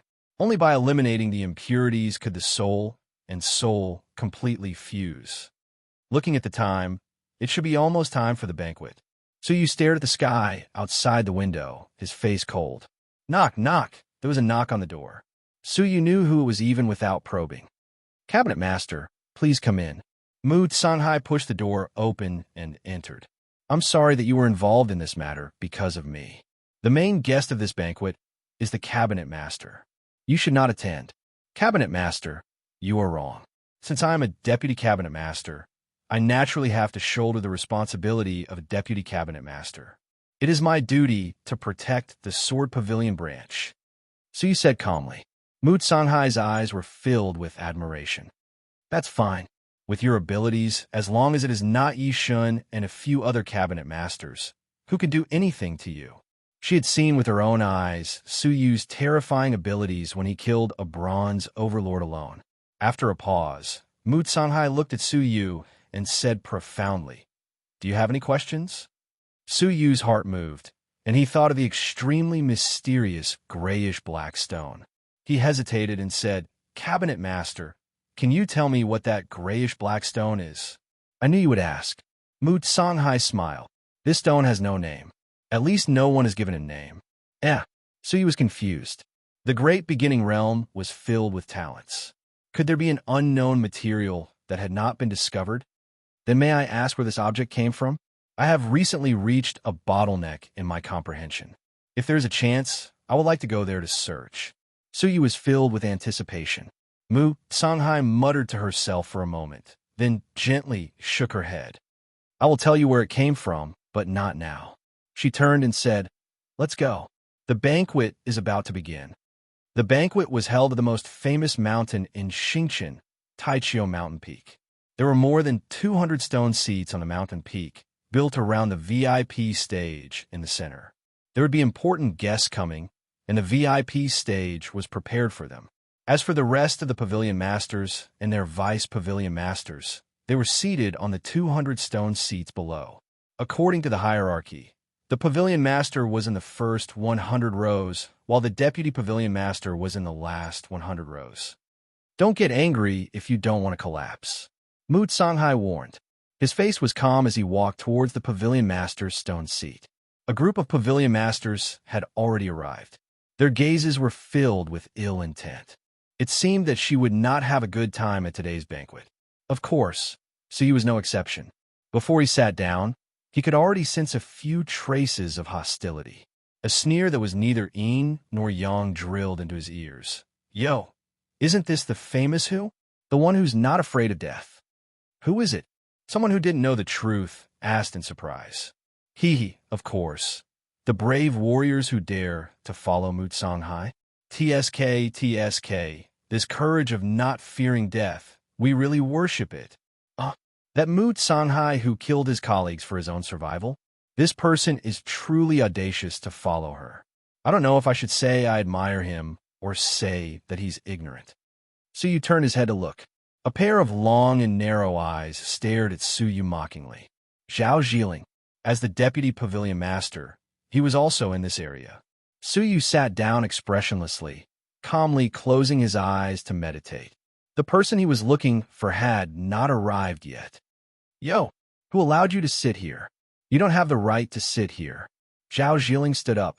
The deputy pavilion masters nearby stood up one after another, walking towards Suyu and surrounding him. Suyu opened his eyes, calmly saying, "Why can't I sit here?" Humph. Even the deputy pavilion masters are respectful. Who does your sword pavilion branch think you are to have the right to sit in the front row? Zhao Zhiling coldly snorted. Ranking? Suyu looked at Yin Changhong. Seeing her sullen expression, he calmly walked to the last row. It looked like there was indeed such a rule. He left his seat and came to the last row, only to see Yin Changhong clenching her fists, staring at the two individual stone seats. There was a sign on one side of the stone seats, the words Sword Pavilion clearly visible. This was where they were seated. They were supposed to be side by side with the other stone seats, but they were deliberately thrown to the edge of the cliff. Yin Changhong was deeply humiliated and hurt. She was mentally prepared for it, but she found it difficult to accept it when she was in the situation. This was too much. But the truth was, so what? She looked at Mu Songhai, who was sitting alone in front of her. He was alone and out of place. He looked at her with disgust and hatred. If she stood up for them, she believed that the pavilion masters would not stand idly by. It was inconvenient for Mu Songhai to intervene. They could only rely on Yin Changhong and Shuiyu. But in the face of Zhao Zhiling, who was a level 1 Cavern World senior, what else could she do but endure this humiliation? Gritting her teeth, Yin Changhong walked toward the stone seats of the sword pavilion. Bang! At that moment, two mysterious divine powers swept over. Yin Changhong was shocked and subconsciously stepped back. The two divine lights brushed past her body and hit the stone seat. With a loud bang, the stone seat was blasted off the cliff. Yin Changhong was furious. Zhao Zhiling, what are you doing? Oh, nothing. I just saw that you were reluctant, so I helped you. Since you don't want to sit, you can stand. Zhao Zhiling smiled mockingly. The deputy pavilion masters nearby burst into laughter. Yin Changhong was so angry that she almost lost her mind. But, after all, she was middle-aged and tried to restrain herself. Although tears were swirling in her eyes, she still did not attack in public. She could not be fooled. Those people were provoking her and looking for excuses and reasons to attack. Let's go. We want to attend this banquet. Yin Changhong said to Suyu as she walked down the mountain without looking back. In his tone, it was obvious that he was blaming Suyu. Perhaps Suyu was not strong enough to share the burden with her. Suyu looked at her alone, then looked at the many deputy pavilion masters who were up to no good. He sighed silently in his heart and followed her down the mountain. He would send her down the mountain safely. Looking at the faces of those people, he was afraid they had other plans. After taking 2 steps, Yin Changhong turned her back to Suyu and urged him as she walked. Follow closely. Zhao Zhiling is sinister and ruthless. We might not be safe down the mountain. Although she was jealous of Suyu, she was not heartless. At least she was willing to bring Suyu down the mountain safely. With a smile, Suyu said, "Yes, thank you for your protection, Deputy Pavilion Master Yin." Hearing that, Yin Changhong slightly raised her snow-white chin and looked back at Suyu with pride and charm. She said, "It's good that you know. Anyway, follow me. If anything happens, I can't answer to Pavilion Master Mu." Oh! Suyu laughed dryly and followed Yin Changhong closely, looking like he was being protected. It was easy to go up the Taichio mountain, but difficult to go down. There was a formation to use when going up the mountain, but one could only rely on one's feet to go down, and it was not suitable to use divine energy here. If one was careless on the narrow mountain path, one could really fall off the cliff. In a situation where one could not fly, unless one was proficient in the space divine path, it was indeed dangerous. Halfway through the journey, Yin Changhong suddenly stopped and frowned. "There's movement ahead, be careful." In fact, Suyu had discovered it 1 step earlier than she did. On the narrow mountain path, 10 deputy pavilion masters were walking up the stairs step by step. Knowing that there was a formation to go straight to the top of the mountain, they still chose to walk. It was too strange. They had discovered each other, and the other party had also discovered them. And what a coincidence, aren't they, the 2 deputy pavilion masters of the Sword Pavilion? Walking at the front was a woman in her early 20s in a yellow robe with dragon patterns. Her strength was astonishingly high, and she was a level 1 Cavern World senior, almost on par with Zhao Zhiling. Yin Changhong's eyes flashed, and she said seriously, "The deputy pavilion masters of the Rainbow Pavilion?" Among the hostile pavilions mentioned by Mu Songhai a few days ago, the Rainbow Pavilion was among them. The pavilion master who had been buried was a descendant of the colorful Guanyin, and he was in charge of the Rainbow Pavilion. The woman in front of them must be the famous Hong Fiery Lady. In terms of hostility, Hong Fiery Lady did not lose to Zhao Zhiling at all, and even surpassed him. Yin Changhong could recognize her at a glance, because Hong Fiery Lady was the only descendant who had taken revenge. Many years ago, she had snuck into the Sword Pavilion and poisoned everyone in the pavilion, including Mu Songhai. Fortunately, Mu Songhai noticed it in time, and a disaster was averted, and he quickly caught Hong Fiery Lady. Mu Songhai was merciful, and he let the woman go. However, he did not expect that Hong Fiery Lady would not repent, and she still chose to be hostile to them. "It seems like you still remember me." Hong Fiery Lady smiled mysteriously, and she revealed a group of red teeth that were emitting flames. Yin Changhong said solemnly, "Let's go down a mountain. Can you make way?" Hong Fiery Lady looked around, and after making sure there was no one around, her smile became more vicious. "I asked you to go down a mountain, but did you let my ancestor come back alive? What are you trying to do?" Yin Changhong looked at the people approaching her, and her heart sank. There would be no peace between them. Hong Fiery Lady grinned. "Of course, I want Mu Songhai to pay a price." Whoosh! She spat out a red fire dragon from her mouth, and it burned the 2 of them. Yin Changhong glared at them and shouted angrily, "I'll fight it out with you." They had bullied them again and again, and now they wanted to take their lives. How could they tolerate it? "I seal 10 techniques." Yin Changhong quickly formed a seal. As a level 1 Grotto World Venerable, Yin Changhong was naturally not weak. Ice and fire destroyed each other. "You dog, you dare to fight back?" A pale-faced young man who was following closely behind Hong Fiery Lady shouted, and he struck out with both palms. Fierce Divine Palm. The addition of the 2 fierce palm prints immediately put Yin Changhong in a difficult position. It was expected that she would not be a match. However, Yin Changhong, who had been suppressing her anger for a long time, was fighting with all her might. Absolute Ice Sword Array. 81 Cold Ice Sword Array appeared behind Yin Changhong, and she disregarded the 2's powerful joint attack and forcefully counterattacked. How could Hong Fiery Lady and the pale-faced young man be willing to fight with all their might? Their momentum immediately weakened. Sizzle.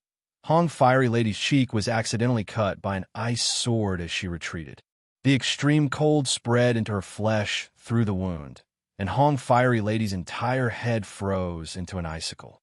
The pale-faced young man was shocked, and he immediately struck out with his palm to force the cold out of her head. Only then did Hong Fiery Lady breathe a sigh of relief. Her cold face was distorted by anger, and she screamed in a shrill voice, "Attack together! I want this bitch to die a horrible death." The young men behind her were all livid, and they attacked together. They were not weak, and the weakest among them was a level 3 Grotto World Venerable. Yin Changhong's eyes were filled with madness when she saw the 10 divine techniques coming at her at the same time. She did not retreat, but leaped forward instead. At the same time, she pushed Suyu behind her away and said without looking back, "Shui, go back and find the cabinet master immediately. Although you are very annoying, the cabinet master would prefer you to live." These are probably her last words before she died. Chapter 1649. Her forward leap was stopped, and her body flew backward uncontrollably. Then, her back was supported by a palm. She spun in the air and landed steadily on the ground behind Suyu. Looking up at the back of the figure, Yin Changhong was furious. Idiot! What are you trying to do with your puny strength? You can't even compare to them. Go back now. Suyu did not look back, but his voice was strangely calm. They came prepared. Do you think the way up the mountain will be safe? Yin Changhong's heart thumped. Indeed, there would be blockades on the way back. With Shui Yu's strength, there was no way he could escape. A trace of sorrow flashed across his face. It was the sorrow of being a nobody and being powerless to resist. Haha, then you can stay and die with me. Yin Changhong was determined to die. Wisps of divine energy were circulating wildly in his body. He was in a fight to the death. I won't die, but I can avoid some suffering. Suyu casually took out a snow-white cloud disk. The disk spun and enlarged rapidly. Below the disk, huge pitch-black cannons were revealed. Each of the cannons carried a powerful destructive force. Superior extermination cannon. Suyu uttered softly. Boom! Boom! In an instant, a series of violent explosions erupted on the mountainside of Taichio. It was as if hundreds of thunderbolts had crashed down, deafening the deaf. Everyone on the mountaintop was shocked. Zhao Zhiling was the only one who was stunned for a moment before he said playfully, "The fiery lady is still as explosive as ever. If this goes on, there won't even be a corpse left, right? Mu Songhai, that old man, better not die of grief." Mu Songhai, who he was referring to, looked indifferent as he sighed softly. I hope he knows what he's doing. If too many people died, Suyu would be attacked by the many cabinet masters, and no one would be able to save him. On the mountainside, Yin Changhong stood dumbfounded, staring at the scene in front of him in disbelief. The huge divine weapon exploded with terrifying power, bombarding the area indiscriminately. In the end, the deputy cabinet masters, who had been arrogant just a moment ago, all fell to the ground. Almost all of them were missing arms and legs, their bodies mutilated and severely injured. 8 of them were unconscious. Only the unconscious fiery lady and the pale-faced youth were screaming like pigs being slaughtered. What is that? Yin Changhong was dumbfounded. Suyu waved his hand and took back the world annihilation plate. He then smiled calmly and said, "A divine weapon that is hardly presentable." Rumble. Yin Changhong fiercely swallowed a mouthful of saliva. How could this be called unpresentable? She had never thought that Suyu would possess such a powerful divine weapon. In an instant, she finally understood why the pavilion master thought so highly of him. If she were to hide such a divine weapon, the pavilion master would also pay special attention to it.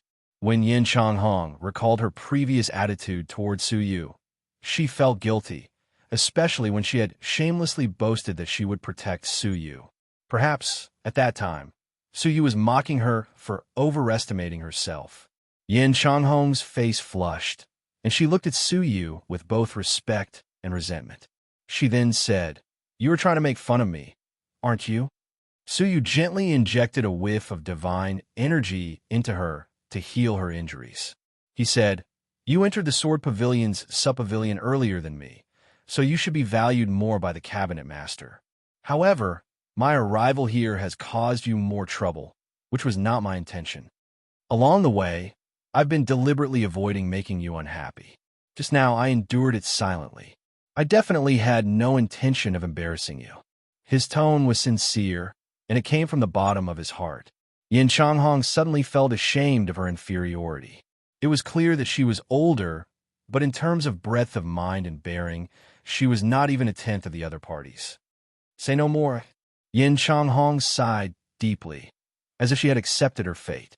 The cabinet master's eyes are sharp, and he has never misjudged a person. I am indeed far inferior to you. Seeing that she had resolved the knot in her heart, Suyu was no longer conflicted. He looked at the unconscious deputy pavilion master on the ground.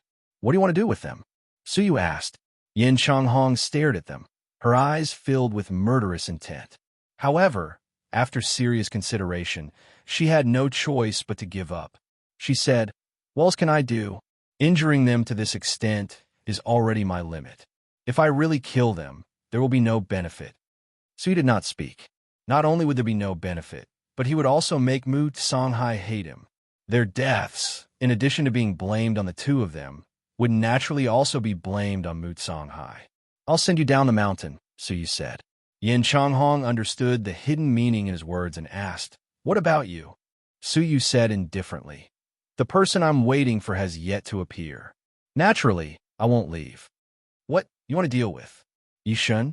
Yin Changhong knew how dangerous it was to be interrupted. She understood Su Yu's desire for revenge, but what kind of person was Yishun? That white divine weapon alone would not be able to harm Yishun. He asked for it. Su Yu's eyes had a cold glint. Looking into his eyes, Yin Changhong's heart trembled. It was as if she was facing an emperor who had slaughtered millions of lives. It made her feel deeply uneasy. "I'll go with you." Yin Changhong came to her senses and decided. At the same time, at the transportation station at the peak of Taichio Mountain, light flickered and a slender woman dressed in an ink-black veil walked out. She had delicate features and was shockingly beautiful. Her appearance was like a clear spring that flowed through the souls of the young men present. Pairs of eyes filled with amazement shot straight at him. Zhao Zhiling looked over subconsciously and could not help but be stunned. When he recognized her face, he could not help but exclaim, "Lan Yu." He hurriedly got up, shaking off the few beautiful women who were in conversation, and ran to Lan Yu. He could not hide the joy in his expression. She was the genius young lady of the Red Leaf Pavilion branch, a famous presence in the headquarters of the Star Pavilion. "What? It's Lan Yu from the Red Leaf Pavilion branch. Oh my God, it's her." Strange, the Red Leaf Pavilion branch is under the jurisdiction of another pavilion master. Why would she come to our pavilion master, whose territory? In an instant, many young men surrounded her. It was not difficult to see the flattery in their expressions. What kind of existence was the Red Leaf Pavilion branch? Their abilities were 100 times stronger than any of the other pavilions, including the Yinchuan Pavilion branch. To be able to befriend someone from such a pavilion branch would bring them endless benefits. Moreover, Lan Yu was a beautiful and intelligent woman. Unfortunately, their enthusiasm was like air in Lan Yu's eyes. She looked at them indifferently, one face at a time. Zhao Zhiling had a thought and asked with a smile, "Miss Lan, are you looking for someone?" Lan Yu looked at him and had some impression of him. She asked, "I remember that your name is Zhao. Zhao something?" Hearing this, Zhao Zhiling looked embarrassed and said, "I'm Zhao Zhijing. I met Miss Lan a few days ago." "Yes, it's you, Zhao Zhiling." Lan Yu remembered his name, and her expression softened a little. "I came to Constellation to look for someone." Seeing this, many of the young men felt that it was a pity. Sigh, comparisons are odious. Miss Lan only recognizes Zhao Zhiling. Miss Lan probably thinks it's a waste of energy to even talk to a weak pavilion branch like us. It's not fair. Zhao Zhijing was just born into a good family. At this moment, Zhao Zhijing felt that he had gained face. Unconsciously, he straightened his neck and showed a hearty smile that he thought was handsome. "Miss Lan, may I ask if I don't know any of the pavilions under Pavilion Master whose jurisdiction?" Lan Yu's eyes were full of expectation as she stared at Zhao Zhijing. This made Zhao Zhijing's blood boil. He had the illusion that Lan Yu liked him, and his heartbeat quickened, until Lan Yu asked a question. It was like a basin of ice water from the snowy region was splashed on his head. "I want to ask someone. This person's name is Shuiyu. Is he from the Pavilion branch under Pavilion Master, whose jurisdiction?"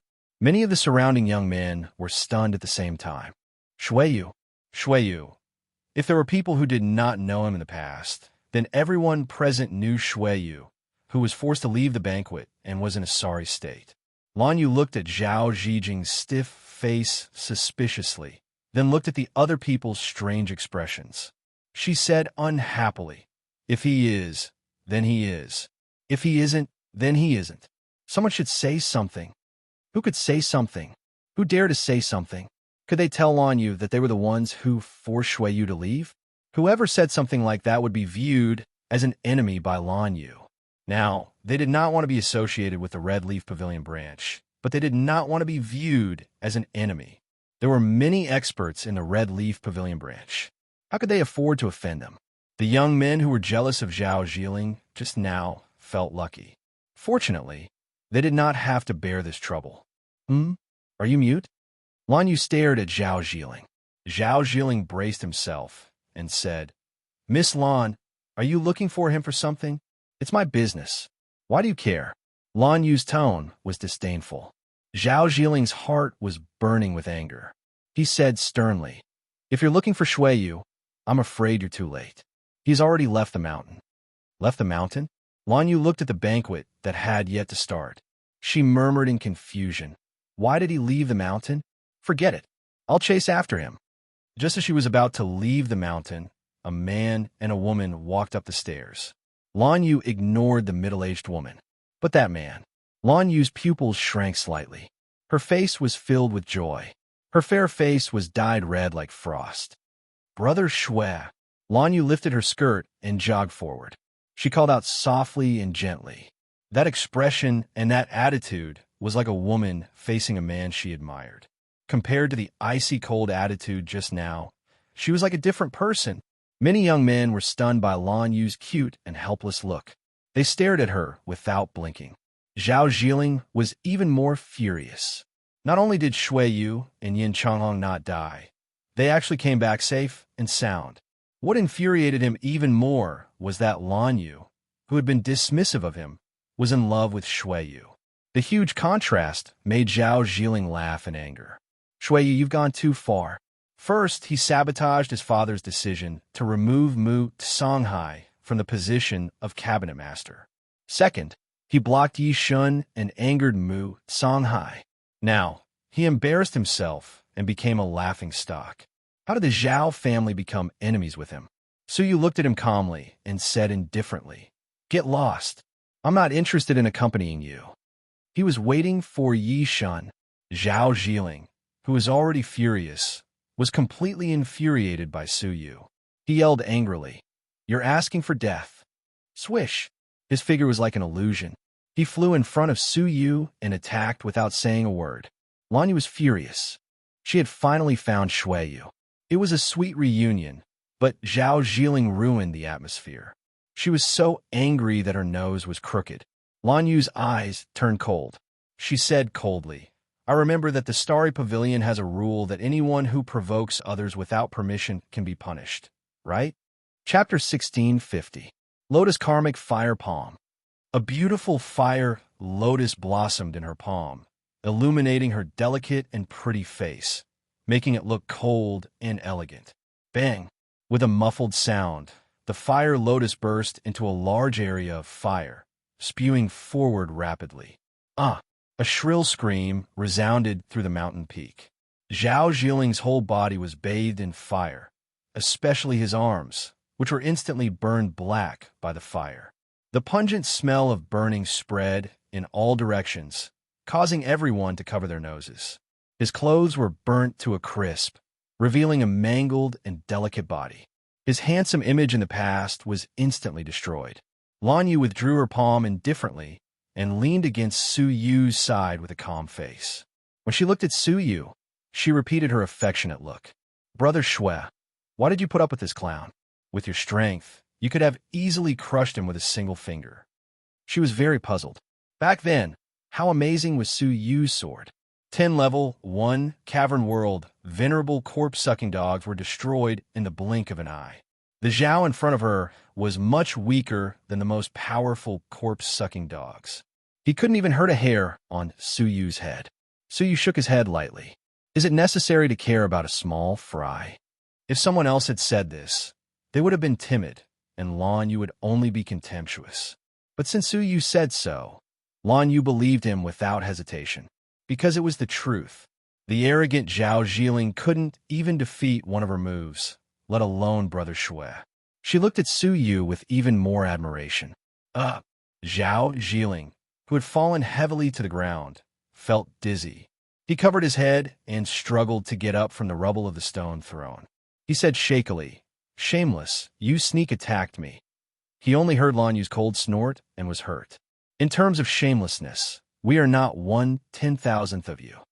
Yin Changhong felt relieved. Zhao Zhiling had repeatedly bullied them secretly. Just now, on a mountainside, he even wanted to kill them. Who could compare to him in terms of being sinister and shameless? Zhao Zhiling stared at Lan Yu and Su Yu, and his resentment deepened. Shui, do you think I can't do anything to you by relying on Lan Yu? As soon as he finished speaking, 7 or 8 extremely powerful deputy pavilion masters surrounded him. They were the deputy cabinet masters who had chased Su Yu and Yin Changhong out of the mountain. They had the advantage of numbers. Even with Lan Yu's help, they would not be able to protect them. Lan Yu's brows turned cold as she thought to herself, where did this idiot come from? I've already taught him a lesson, yet he's still so shameless. He's disturbing me and Brother Shui again and again.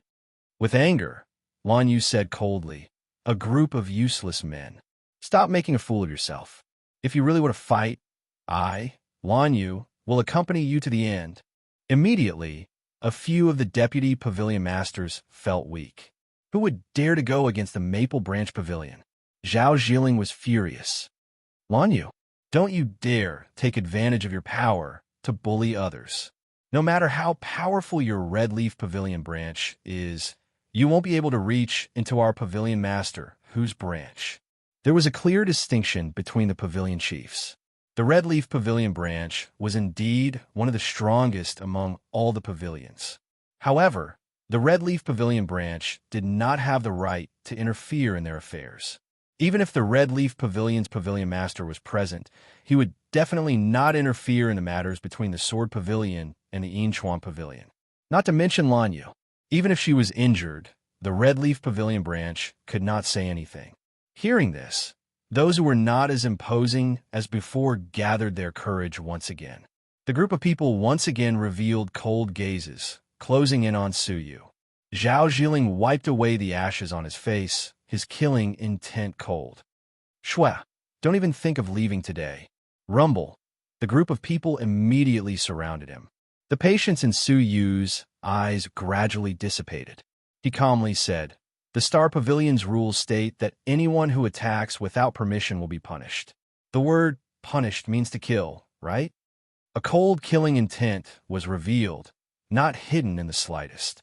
Zhao Zhiling's hands turned into claws, tearing through the air.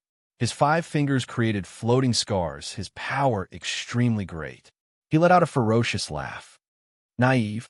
Other than Mu Songhai, who else would dare to kill me? As the strongest pavilion under pavilion master who, the other pavilions could not wait to curry favor with him. Who would dare to kill him? I said, no one can save you. Zhao Zhiling let out a loud roar, pouncing forward. Su Yu waved his hand, signaling for Lan Yu and Yin Changhong to step back. The 2 women were very obedient, with no intention of helping. They stepped back obediently, staring at Zhao Zhiling with pity. Zhao Zhiling's heart skipped a beat at the extremely strange behavior. He had a bad feeling about this. Could Shui Yu have a killing move? No. Step back, you've all been fooled. He's the most dangerous. At this moment, the heavily injured flaming lady crawled out from the staircase, panting. She had come to warn Zhao Zhiling with her heavily injured body. She did not expect to see this scene, and could not help but scream in panic. Zhao Zhiling had a bad premonition in his heart, and it pounded like a drum.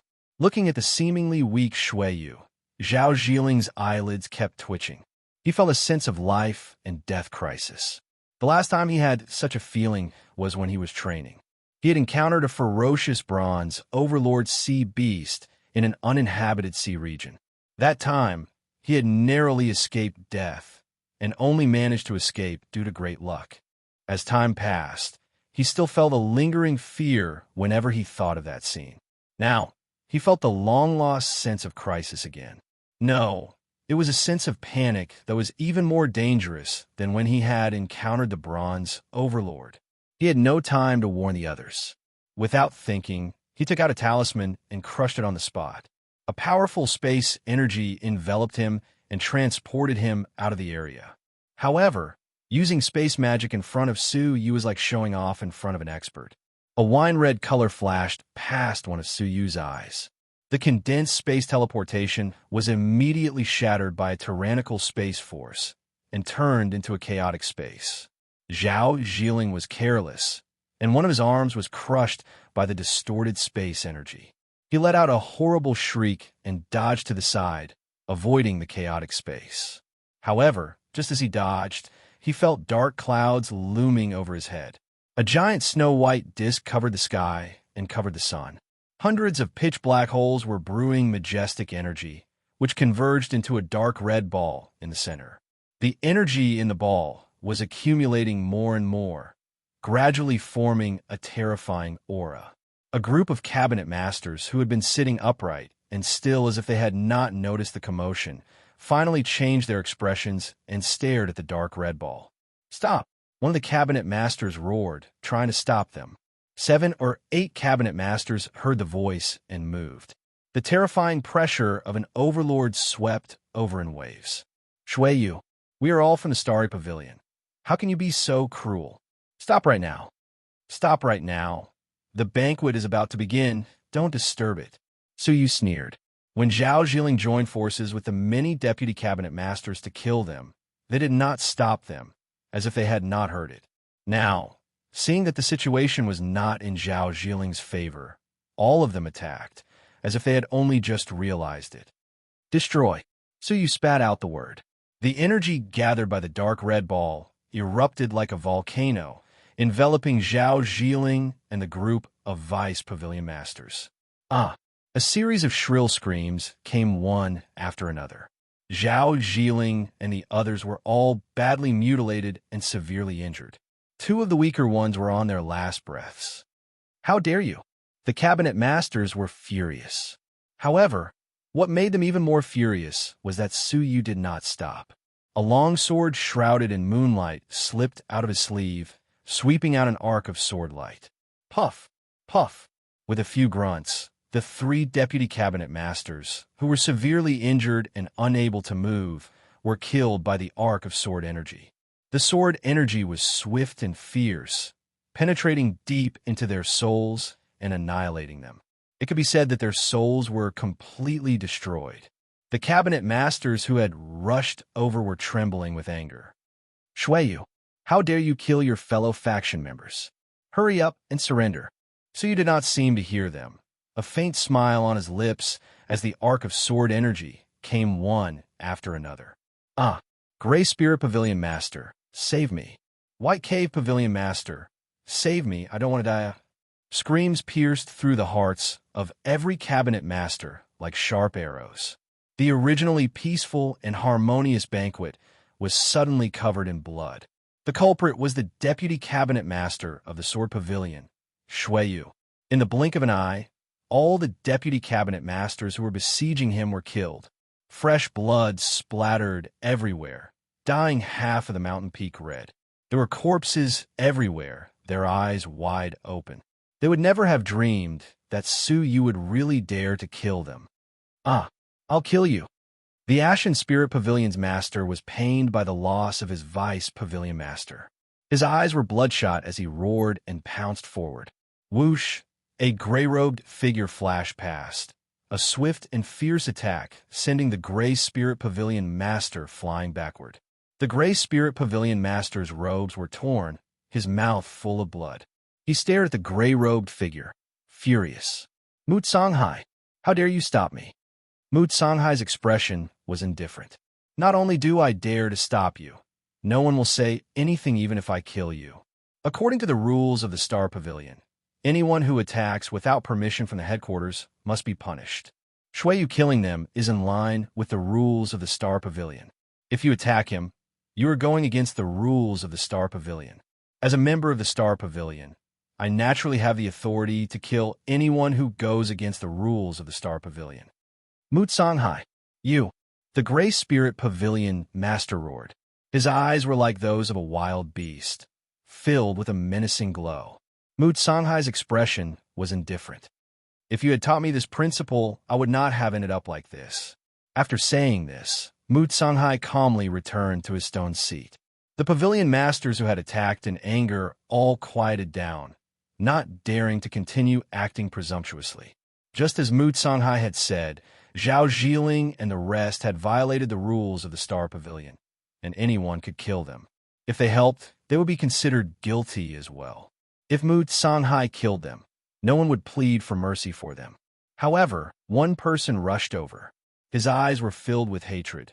As he roared, "Shuiyu, think of the consequences before you attack." He charged toward the only surviving person among the group of deputy pavilion masters. But in a pool of blood, a golden alms bowl had Zhao Zhiling upside down.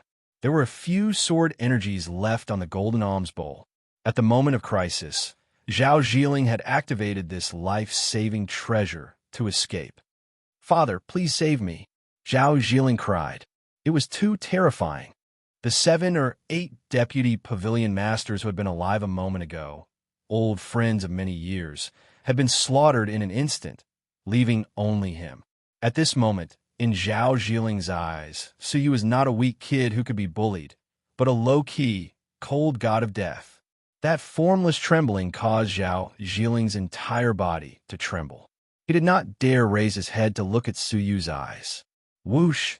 Zhao Fu had been hiding at the side, secretly observing the situation. But no matter what, he did not expect the outcome to be reversed. Suyu and Yin Changhong, who should have been lying in a pool of blood, had been replaced by them. The deputy pavilion masters could not save them in time, but his son had to be saved. "Shuiyu, you will not be able to bear the consequences if you touch even a hair on him," Zhao Fu shouted as he charged over. Chapter 16:51. Is that so? Suyu smiled as he struck out with another crescent of sword energy. The crescent of sword energy landed on the surface of the golden alms bowl and was immediately deflected. It could do nothing to Zhao Zhiling, who was hiding within it. Seeing this, Zhao Fu heaved a sigh of relief. His eyes were filled with murderous intent as he shouted, "Scourge like you should be killed." Suyu's lips curled into a cold smile. The world annihilation plate above his head shrunk to the size of a palm and started spinning rapidly. The frightening sharpness of the plate gave off a dangerous light that made many of the cabinet masters tremble in fear. Zhao Fu's face stiffened as he shouted anxiously, "Deputy Pavilion Master Shui, quickly stop. Don't harm my son." Suyu's trump card had caught Zhao Fu off guard. What was even more frightening was Suyu's murderous gaze. Zhao Fu had no choice but to admit defeat. His words had been filled with threats, and he had even called Suyu a scourge. After taking it, he immediately called Deputy Pavilion Master Shui. However, it was obvious that Suyu would not compromise just because of this. He didn't even need to think to know what Zhao Fu's face would be like once Zhao Zhiling was freed.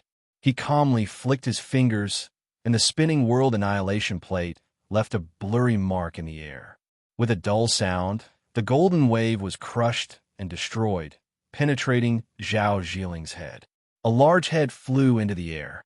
Its face was still filled with the joy of being saved, as well as a hint of vengeance. Unfortunately, everything was frozen at this moment. "Zhiling!" Zhao Fu rushed over just in time to save the bloody head. "No!" Zhao Fu roared at the sky, his voice filled with sorrow. His only son, his only successor, had been killed right in front of him. "I want you to die a horrible death." Zhao Fu roared as he charged at Suyu. Suyu's expression was calm as he sneered. "You speak as if you will let me live as long as your son is alive." He secretly held a fairy execution talisman in his sleeves as he quietly waited for Zhao Fu to charge over. Since he had started killing, he would kill to his heart's content. "Die!" Zhao Fu roared as he weaved signs and used a divine technique. However, at this time, a fierce barbarian figure descended and pressed down on Zhao Fu's shoulder, shouting, "Don't be fooled." This shout was like a head-on blow. Zhao Fu immediately sobered up and glanced at Mu Songhai, who was not far away. Although she did not move at all, waves of divine power secretly surged, indicating that she was preparing a powerful divine spell. Suyu's calm expression made him seem even more enigmatic. Zhao Fu immediately calmed down and thought back carefully. He could not help but be shocked. He had almost been fooled. If he was enraged and made a move, he would be caught in a pincer attack. Judging from the methods they had prepared, he was doomed. After Zhao Fu calmed down completely, tears welled up in his eyes as he stared at Su Yu. His gaze made Su Yu's heart turn cold. At the same time, Su Yu's killing intent intensified. Now that the hatred had arisen, he had to eliminate the roots. Pavilion Master Zhao, what's wrong? Do you agree that me, the Deputy Cabinet Master, killing your son is in line with the Starry Pavilion's rules? Zhao Fu's calm eyes were stirred by these words, and a deep rage rose within them. However, after being reminded by Ino Shun, although Zhao Fu was filled with grief and hatred, he restrained himself and did not say a word. Oh, not saying a word? Does that mean you agree? Su Yu calmly said, very well. Then, as the father of the traitor who defied the Starry Pavilion, as well as his superior, shouldn't I resign as the cabinet master to atone for my crimes? Zhao Fu's eyes flickered violently. Not only could he not avenge his son's death, but he also had to compromise with the murderer and resign as the cabinet master. Was there any justice in this world? Even Yin Changhong felt that Su Yu was being too much of a bully. However, it was a good bully. Yin Changhong rolled her eyes and said, that's right. Your son has provoked us time and time again, but Deputy Cabinet Master Shui and I have tolerated it until now. Yet, as the Cabinet Master, as his father, you remain indifferent. Are you guilty of not disciplining your subordinates and sons? To be honest, it is hard to believe that someone as irresponsible as you can manage the Yinchuan branch well. I suggest that you resign as the Cabinet Master and admit your mistakes. It would be best if someone more capable could take over Yinchuan. Her words were like adding fuel to the fire. Zhao Fu panted heavily, his fists clenched tightly in his sleeves, indicating his uncontrollable rage. He was on the verge of exploding with rage. Su Yu was secretly on his guard, clenching the fairy-killing talisman tightly in his sleeves, ready to explode at any moment. On the other side, Mu Canghai was also ready to strike, waiting for the most opportune moment to strike. Both sides were on the verge of exploding. The tense atmosphere affected the surroundings, and the people nearby retreated, afraid that they would be implicated. Zhao Fu's anger, which he had suppressed with great difficulty, rose once again. Right at that moment, a palm landed on Zhao Fu's shoulder. Zhao Fu was jolted awake. Looking back, he met Yi Shun's eyes, which were filled with savagery. The deterrence in his eyes completely wiped away the anger in Zhao Fu's heart. Restrain yourself, Yi Shun said. It's him again. This was the second time this person had ruined Su Yu's plans. He looked barbaric and crude, but in terms of calmness, he was even better than Zhao Fu and the other scheming people. The alert Zhao Fu restrained his anger, no longer provoked by Yi Shun's words. He stared at Su Yu with an even more vicious gaze. Yi Shun squinted his eyes like a wild beast in a dark forest. He stared at Su Yu with narrowed eyes and said, everything was Zhao Zhiling's personal will. Asking a dignified cabinet master to resign because of this is too much. Ha! Yin Changhong snorted disdainfully. It's laughable. Not long ago, our cabinet master Mu was impeached by your cabinet master Zhao Fu because Deputy Pavilion Master Shui's whereabouts were unknown. He insisted on removing her from the position of cabinet master. How is it that under the same circumstances, we are the ones who have gone overboard? Yi Shun glanced at Yin Changhong and said calmly, one should forgive and forget. It's not good to go overboard. Yin Changhong was so angry that she laughed. Was it too much to ask for Pavilion Master Mu's resignation? Yi Shun had come knocking on Shui Yu's door and interrupted him at the most critical moment, almost causing Shui Yu to go berserk. Was it too much? Was it too much to gather so many deputy pavilion masters and force them to descend the mountain? Was it too much to ambush them halfway up the mountain in an attempt to kill them? Was it too much for Zhao Zhiling to lead a group of people to surround and kill them? Now, they had come to the conclusion that they had gone overboard. It was the biggest joke in the world. It's impossible for a pavilion master to take the blame and resign over a small matter, said Wild God. He waved his hand, and the cabinet masters who had been plotting in secret came over one after another. They stood side by side with Yi Shun and Zhao Fu. His meaning couldn't be clearer. With them around, it didn't matter if Pavilion Master who found out about the matter. So, the crime of conniving with your son's murder is gone, just like that? Suyu said nonchalantly. Or do all of you think that you can do whatever you want in the Starry Pavilion? He looked outside the Starry Pavilion, where the 9 stars were surrounded by a dense fog. Inside the fog was where the most mysterious General Pavilion of the Starry Pavilion was located. The 3 great Pavilion Masters, as well as the legendary General Pavilion Master, were all there. If I remember correctly, the Deputy Pavilion Master has a right, and that is to have an opportunity to meet the Pavilion Master once a year. Shueyu's eyes were filled with a cold gleam.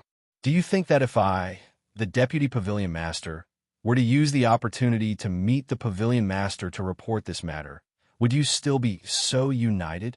Upon hearing that, the expressions of the Cabinet Masters changed. Perhaps they had their own connections and were not afraid of Pavilion Master Hu. But the Pavilion Master, a being like that, could decide the life and death of them, and even their families, with a single thought. Yishin stared at Suyu for a long time, then said in a low voice, "Shueyu, what do you want? Just say it. Don't mention the excessive request. Even if you report it to the Pavilion Master, you can't let a dignified Cabinet Master take the blame and resign because of this." "All right, then." Unexpectedly, Suyu gave in readily. "I only have one request.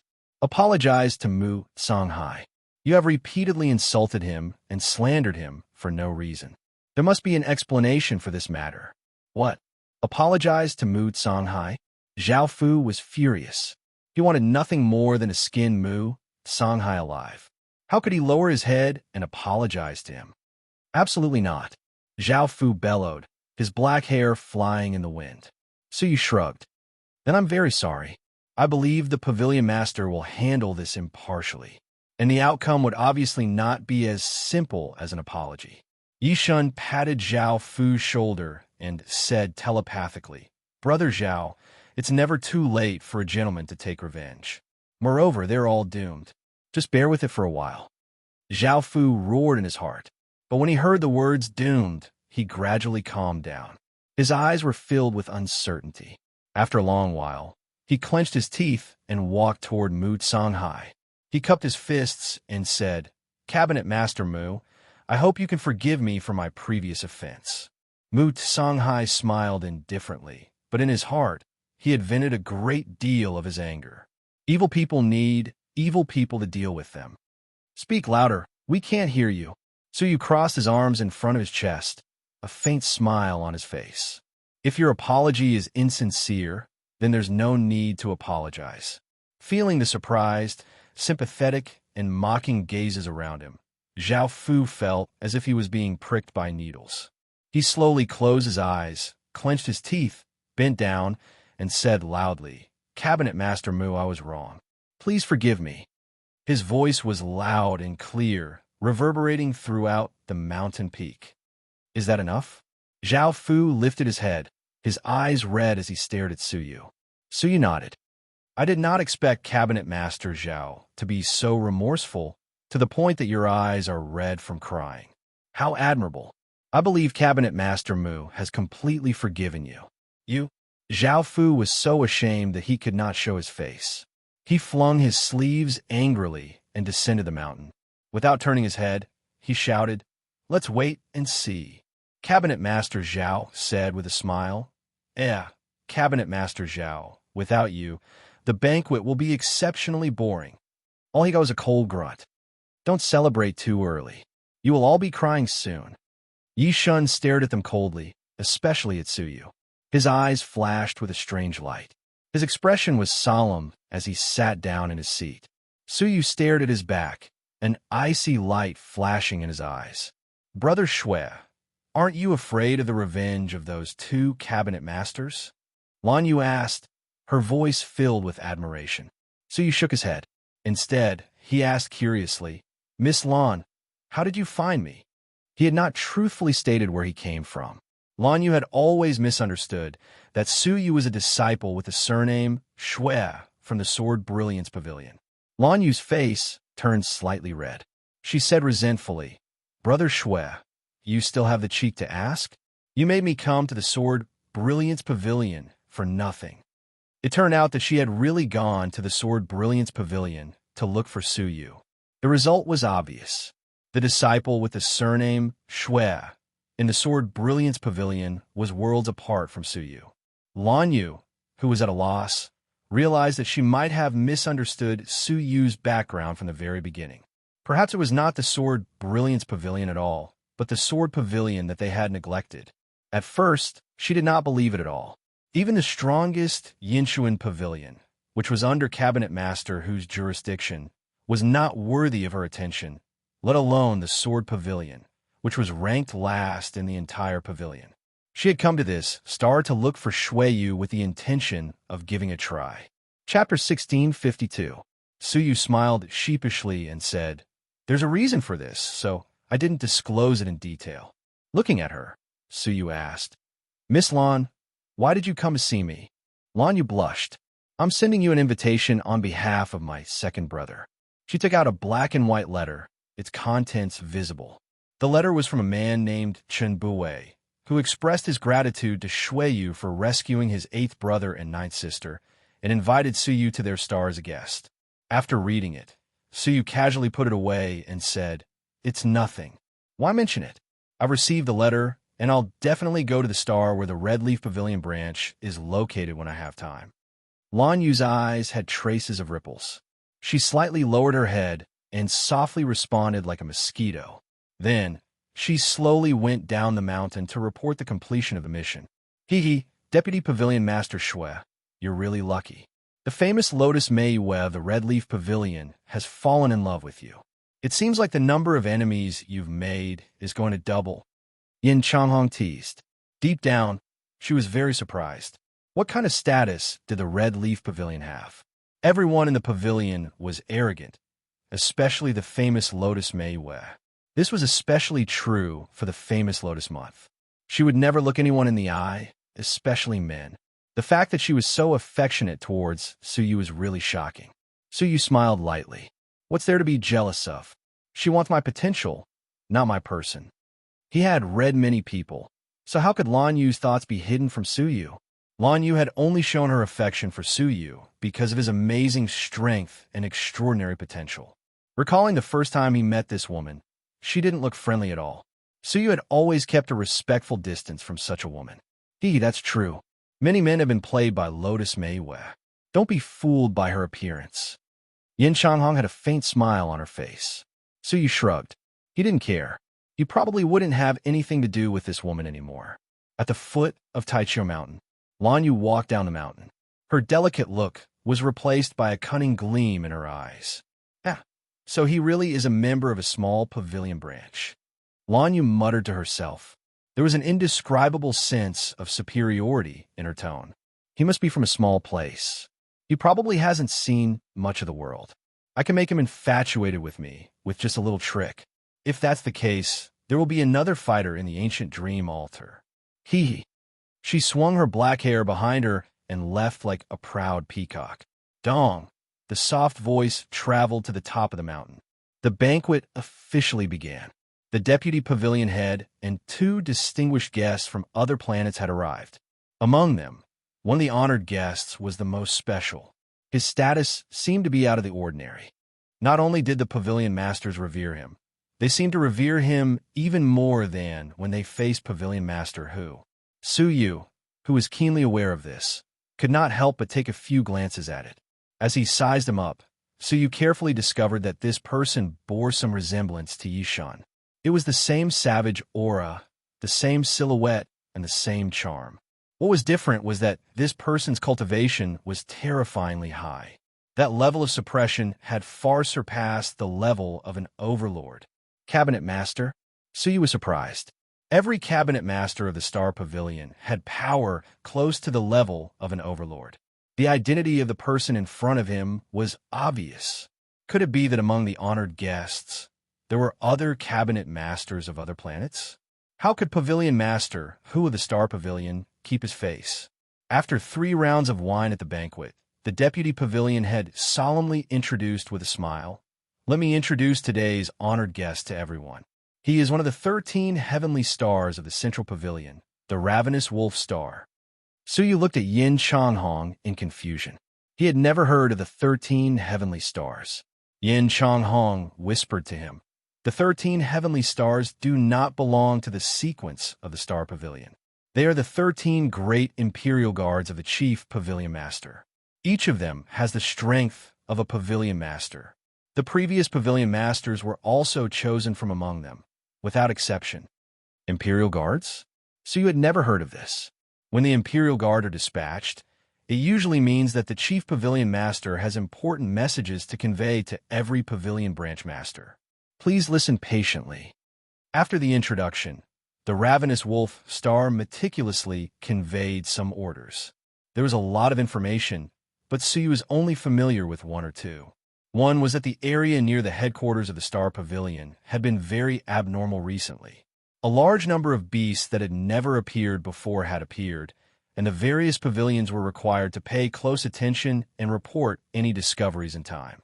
Suyu's eyes flickered slightly. Was the appearance of the corpse-loving dog unusual? So much so that it alarmed the elusive chief pavilion master. Finally, it is about the ancient dream altar. The Ravenous Wolf Star explained the rest of the matters first before mentioning this matter. He glanced around and said calmly, "This year, the Star Pavilion had 10 invitations, and 2 of them were given to the pavilions under Pavilion Master whose jurisdiction. How commendable! According to the usual practice, out of 10 invitations, each Pavilion Master received one, and it was up to him to decide which pavilion to give it to. Unsurprisingly, the extra card was usually obtained by the strongest Sword Light Pavilion branch. Only this year's invitation was extremely strange. The extra invitation was given to Pavilion Master, who instead of the Sword Pavilion branch. Apart from the Inchuan Pavilion branch, the other invitation was given to the Sword Pavilion branch. Right? Why don't we invite the participants to step forward and have a look?" Mu Songhai hesitated for a moment, then slowly stood up. Suyu and Yin Changhong naturally followed suit. The appearance of the 3 of them attracted countless jealous gazes. That was the ancient dream altar that had created the divine warriors of heaven and earth. In the sea of constellations, there was no ancient relic that was more full of opportunities than the ancient dream altar. Those who were able to enter were the most powerful pavilion branches under the pavilion chief. It would have been fine if it was the Inchuan Pavilion branch, but the Sword Pavilion branch had also received an invitation. They really couldn't understand it. All the pavilions present were stronger than the Sword Pavilion branch, so why did they choose the Sword Pavilion branch? The Ravenous Wolf Star looked at the 3 of them. His originally smiling expression gradually revealed a hint of suspicion. He said to the Deputy Pavilion Master beside him, "Can I have a look at the information of the 3 of them?" The Deputy Pavilion Master nodded and took out 3 jade scrolls. The Ravenous Wolf Star scanned them one by one. When he glanced at Mu Songhai, a hint of fear flashed in his eyes.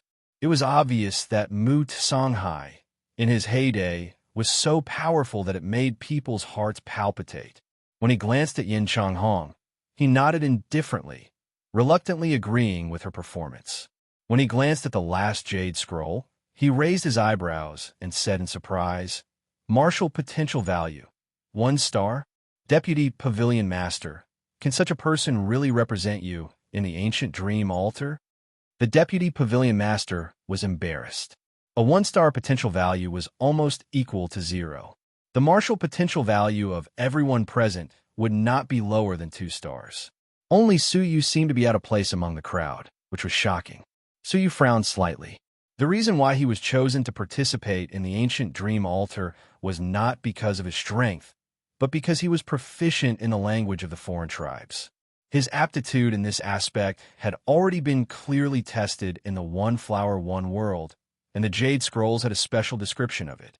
However, the Ravenous Wolf Star had neglected this point and only mentioned Su Yu's martial potential value. Was it unintentional, or was it deliberate?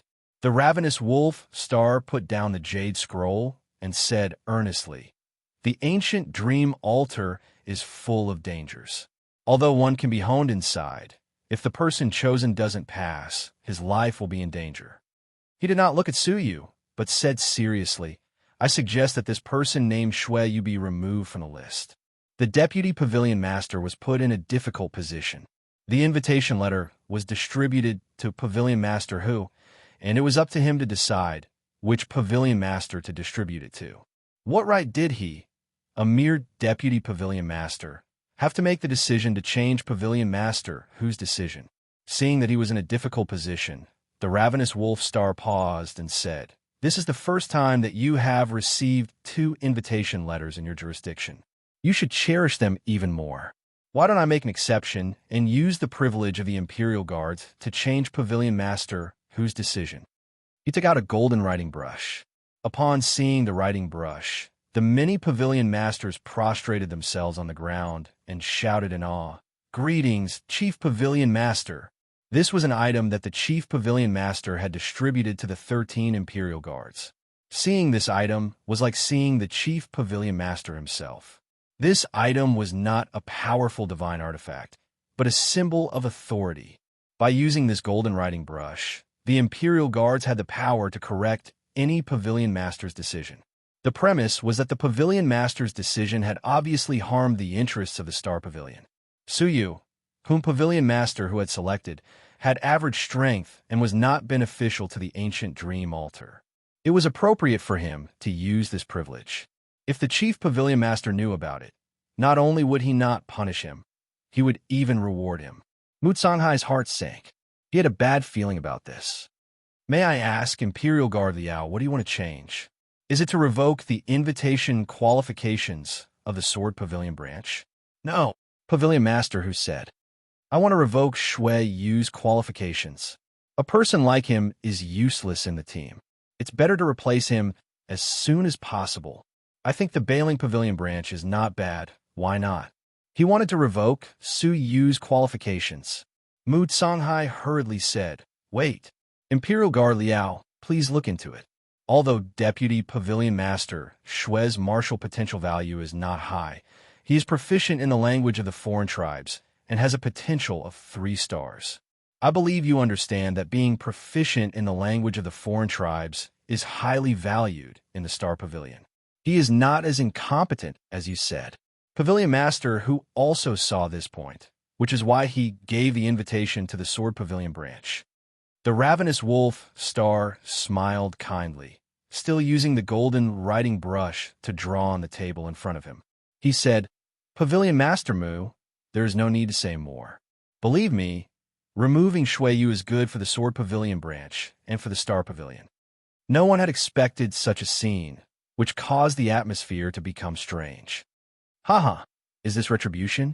He was arrogant just now, and now he is being slapped in the face by Imperial Guard Liao. Tis TSK. Who else could have their qualifications to participate in the ancient dream altar forcibly removed? In the end, Yi Shun has a powerful background. The Ravenous Wolf Star is his uncle. It seems that the Ravenous Wolf Star is here to punish Shui Yu on purpose. I believe this is just the beginning. I have a hunch that if Shui Yu's qualifications are removed and he stays at the headquarters, he may not be able to leave alive. The headquarters was the Ravenous Wolf Star's territory.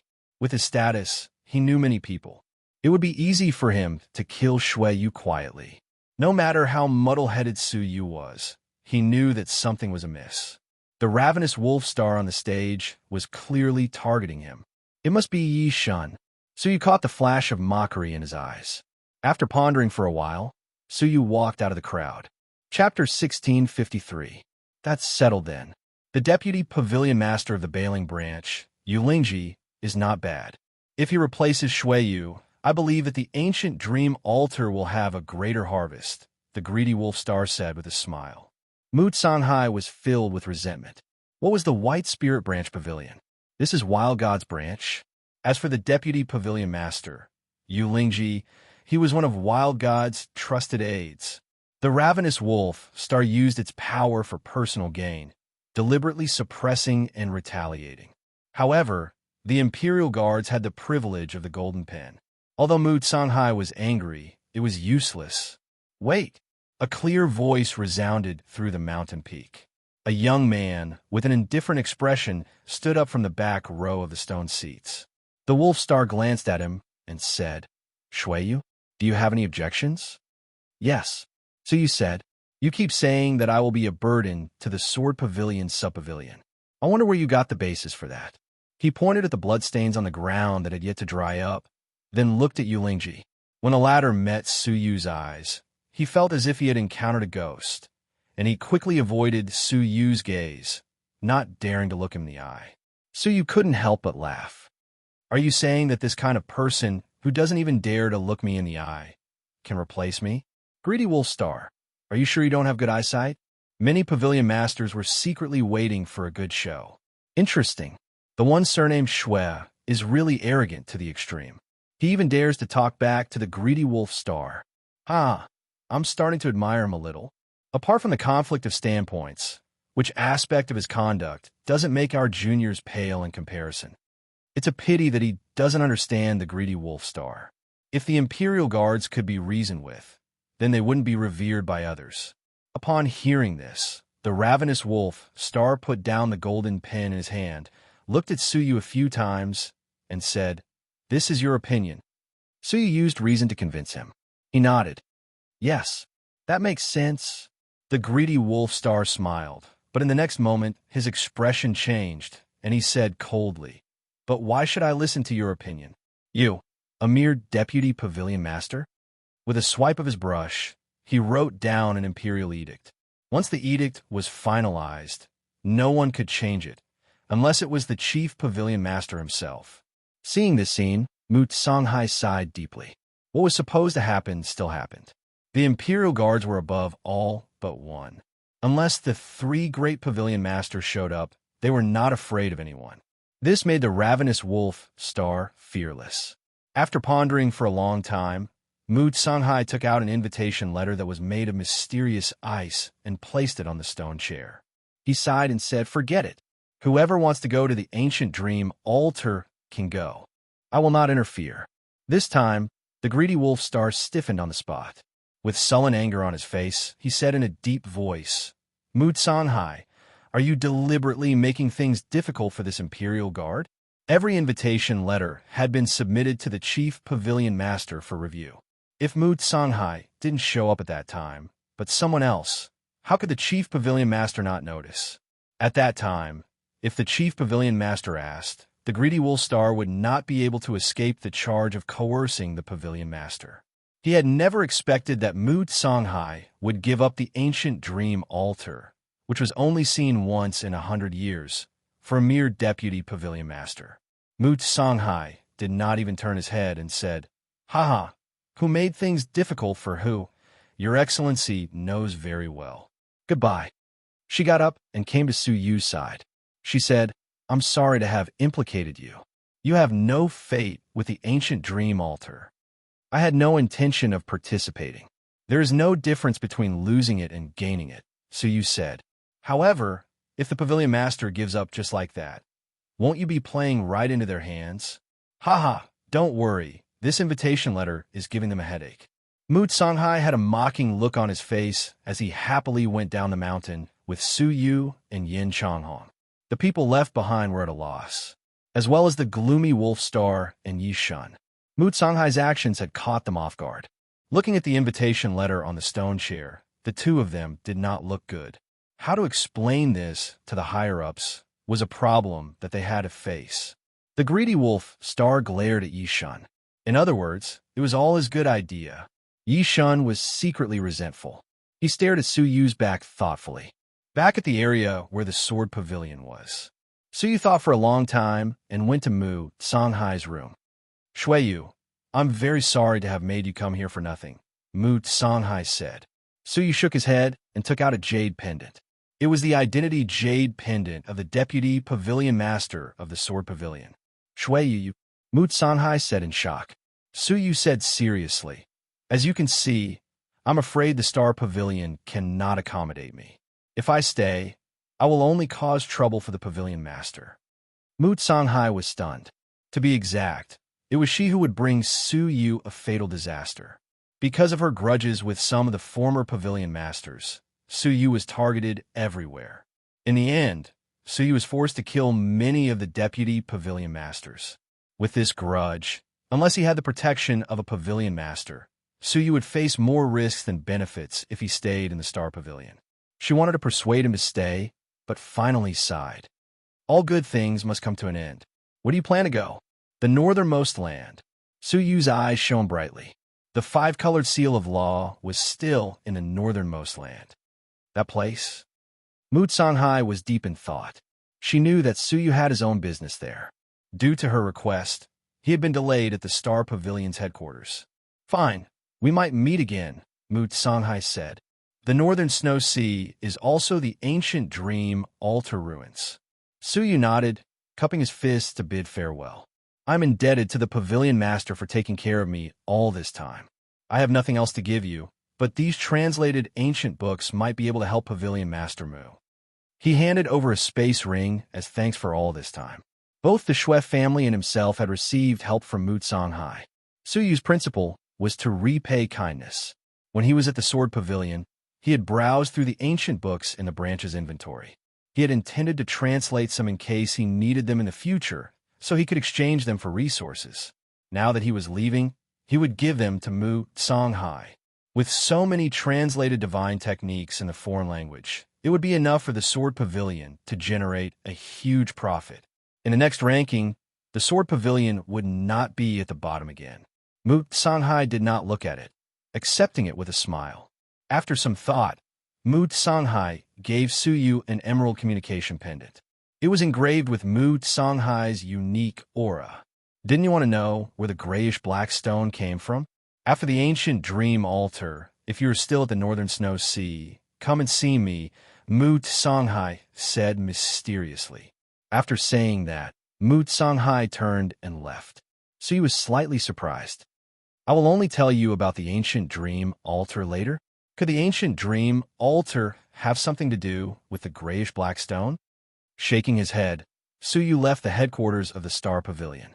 When he leaped out of the 9 stars, he took one last look before turning and leaping into the boundless sea. Mu Songhai sent Suyu off and returned to the Sword Pavilion with a sense of loss.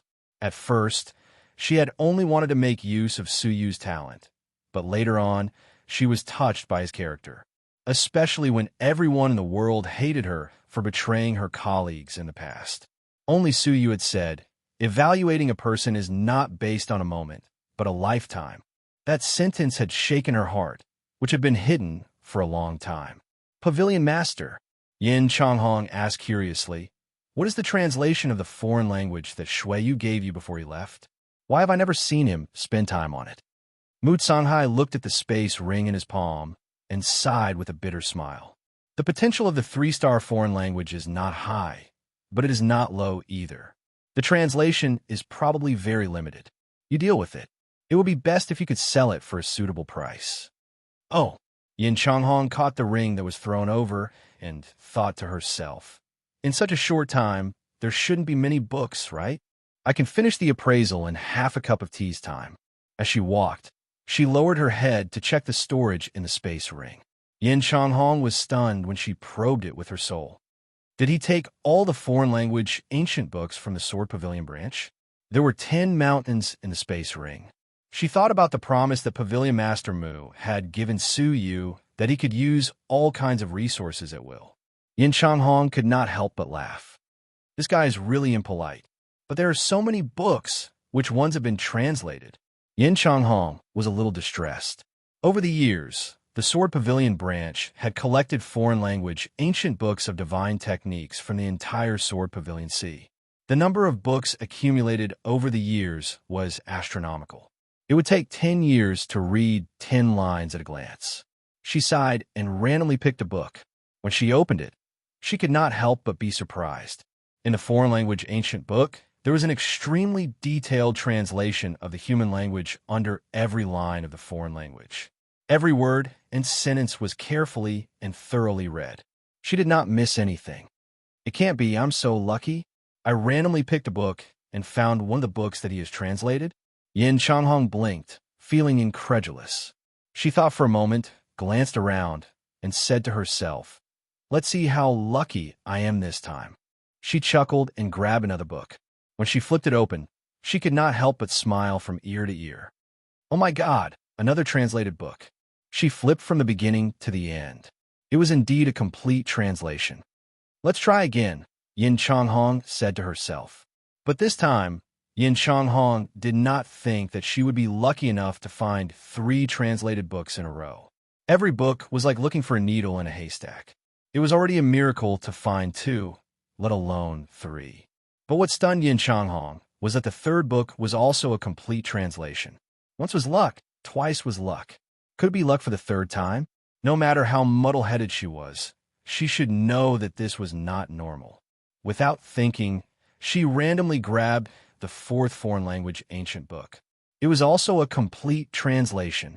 Then she grabbed the 5th, the 6th, the 7th. The smile on Yin Changhong's face gradually froze and disappeared. What replaced it was shock. Walala! The more she flipped, the more shocked she became. Every book was a complete translation of the foreign language. In the end, she swept the space ring with her powerful soul power. All the foreign language ancient books in the space ring flew into the sky and opened up. Accompanied by a clattering sound, every ancient book displayed an incomparably clear translation. Looking around, there were more than 1 million foreign language divine arts, and without exception, all of them were translated. Impossible! Yin Changhong was shocked. Because she was too shocked, the soul that went into the space ring began to shake violently. The soul of the main body was affected and could not help but let out a painful groan. Chapter 1654. Buzz. Yin Changhong suddenly opened her eyes, and the soul that had entered the space ring was pulled out and returned to her body. Your soul was disturbed by a space ring. Aren't you afraid of being laughed at? Mu Songhai was half strict and half warning. Even low-level martial artists who had just entered the martial arts path rarely had their souls disturbed by space rings. Yin Changhong, a level 1 world senior, almost had her soul damaged because of this. It would be a joke if word got out. Unexpectedly, Yin Changhong's face was pale, her eyes dull, and she murmured, Pavilion. Pavilion Master, can you help me enter the space ring and see if my soul is confused? Did I see something wrong? Huh. Mu Songhai knew Yin Changhong well, and he was very reliable. What did she see in the space ring that made her so frightened? With a bit of surprise, Mu Songhai probed the interspatial ring and scanned it. His powerful soul immediately scanned through all the books of the non-human kind that were floating in the air. Suddenly, Mu Songhai cried out in horror. How is this possible? 1 million foreign race books were completely translated. This could be achieved by gathering the power of the entire Star Pavilion. However, to complete it in just a few days, even 10 Star Pavilions were far from enough. It took a long time for Yin Changhong to recover, but her chest rose and fell violently like waves. She seemed to be greatly stimulated, and she said incoherently, Pavilion Master, Suyu. Did he do it? Mu Songhai's eyes were full of shock, and he said, Besides him, is there anyone else? But those 1 million books of the Outsiders contain at least 10,000 different languages of different races. How could he be proficient in 10,000 languages? Even if he was proficient, how could he have translated all of them in a short time? They did not know that Suyu had been studying the foreign race language since the beginning of his cultivation and had already mastered the languages of all races. As for a short time, in a state of time acceleration, Suyu's 2 days of meditation was equivalent to 3 years of meditation in normal time and space. It was not difficult to translate them. Mu Songhai shook his head blankly. I don't know. I can't understand it at all. The only explanation is that we once stood side by side with a top master. They looked in the direction in which Suyu had left, but they could only see the boundless ocean. They couldn't find any trace of Suyu. Pavilion Master, there are so many books of the alien races. It's enough to alarm the entire Star Pavilion. What should we do? Yin Changhong didn't know what to do. It was Mu Songhai's first time encountering such a situation. Based on her experience as a pavilion leader in the past, this was not something a pavilion branch could handle. Therefore, not long after, in front of Pavilion Master, whose thatch cottage, Mu Songhai stood upright. Mu Songhai greets Lord Hu. Behind the bamboo curtain, cabinet master who was patiently concocting the pill formula. It was as if he had a special liking for elixirs, even though he was not an expert in alchemy.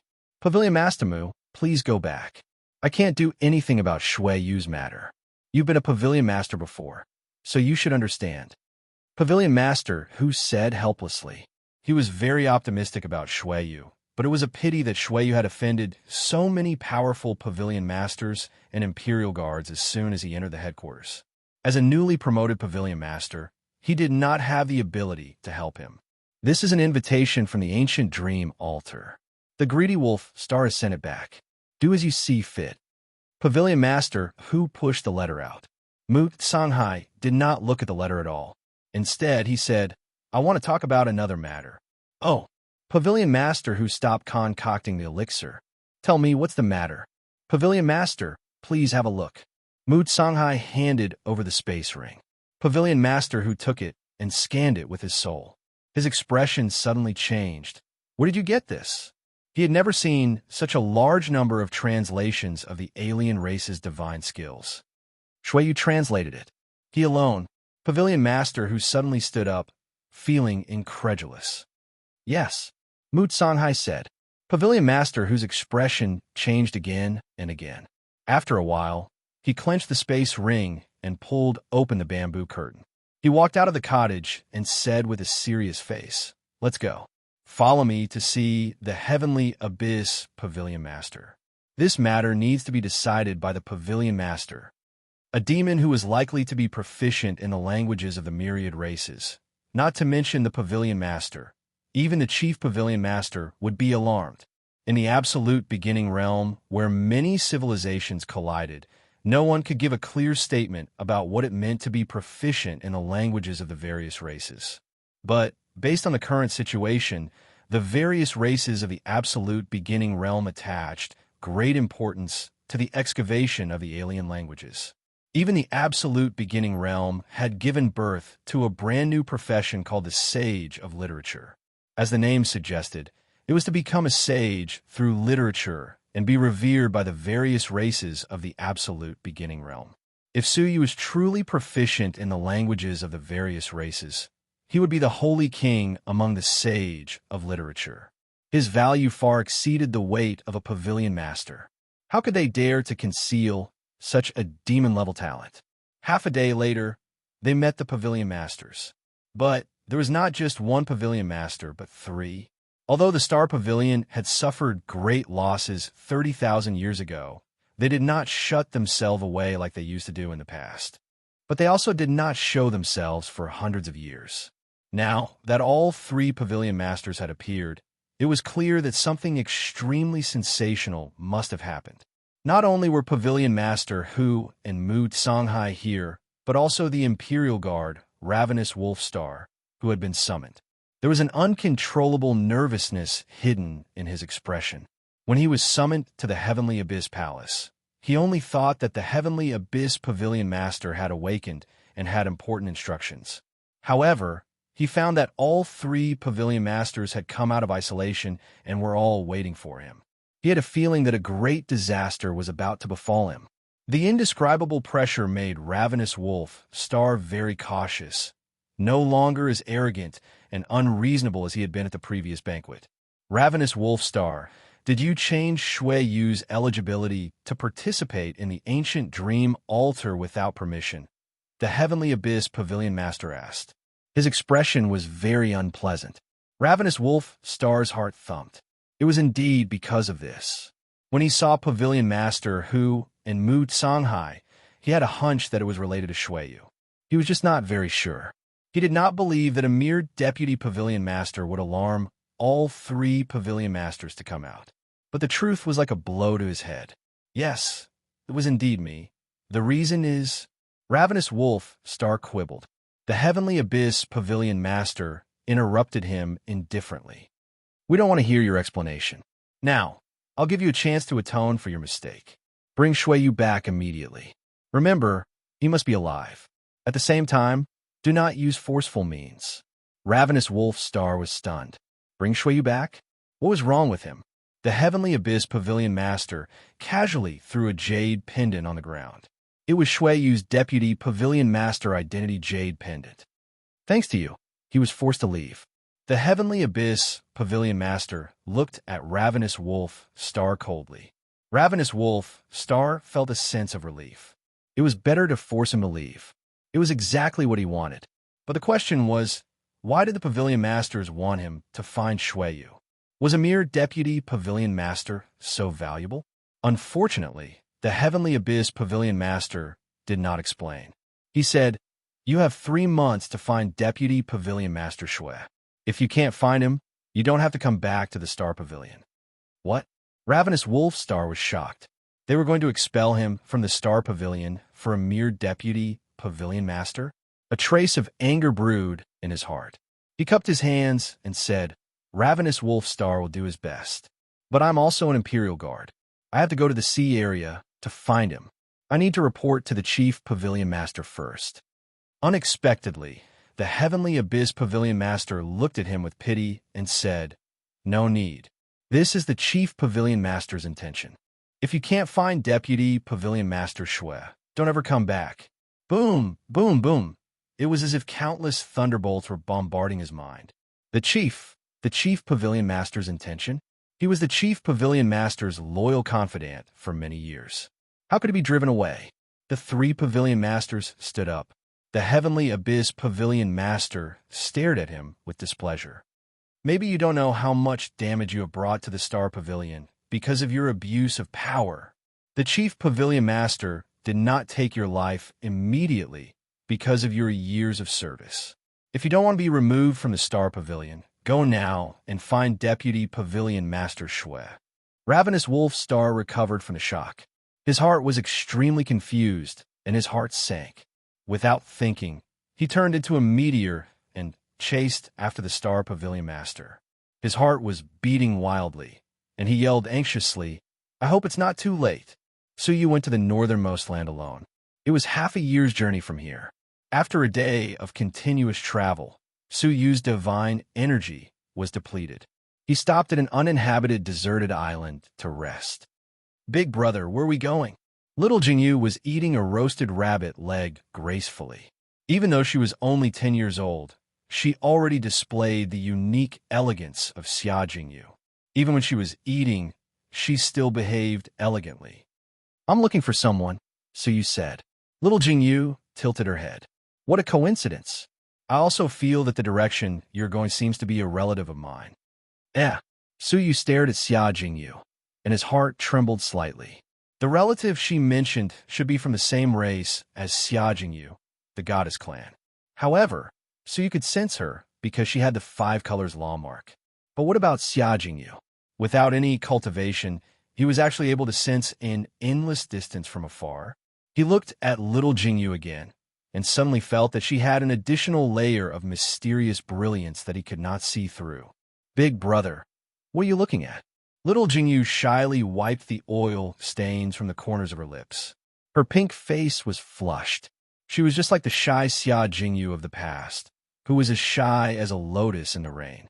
Su Yu smiled and touched the 9 jade spiritual pearl on his arm. A green ray of light fell in front of Xia Jingyu. "Uncle will take you to a place, okay? There is a friend who is about the same age as you." Little Xia Jingyu shook her head. "I feel that staying in front of you is the safest. It seems like I don't have to worry about anything. However, since you want me to go, I will go." She swayed her petite body and walked into the dark green light. As the light flickered, she was absorbed into the 9 jade spiritual pearl. Su Yu slowly straightened his body in disappointment. As he looked at the sunrise in the east, a talisman silently fell into his palm. It rotated gently and shone brightly under the rising sun. "I've been waiting for you for a long time, Yi Shun." Creak. The sound of someone stepping on a dead tree echoed in the deserted island. Chapter 1655. Su Yu had anticipated Yi Shun's arrival.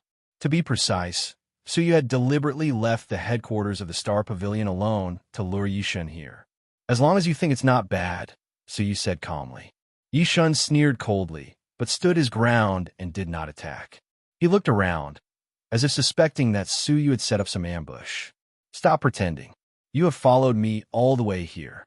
Didn't you already know that Mu Tsanghai did not follow? Suyu smiled faintly as he lifted his leg and slowly rose into the air.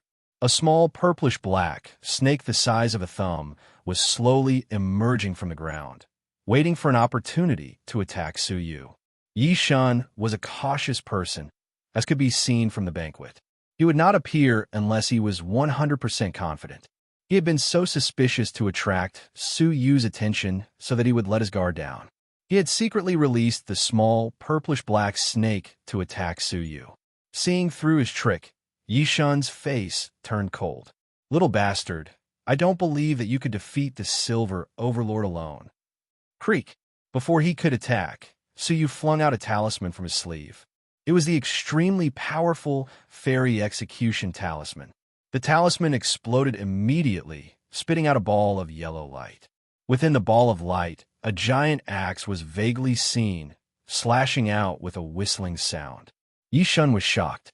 A talisman for the attack of the Silver Overlord. Without another word, he immediately used his defensive divine technique.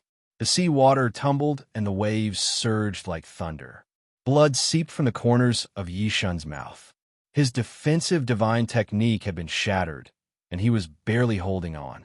"This is your hidden trump card?" Yi Shun's murderous intent deepened. "Very well. I will personally send you on your way." Endless savagery. The blood mark between Yi Shun's brows flashed. The intense evil energy in his body seemed to have awakened from a deep slumber.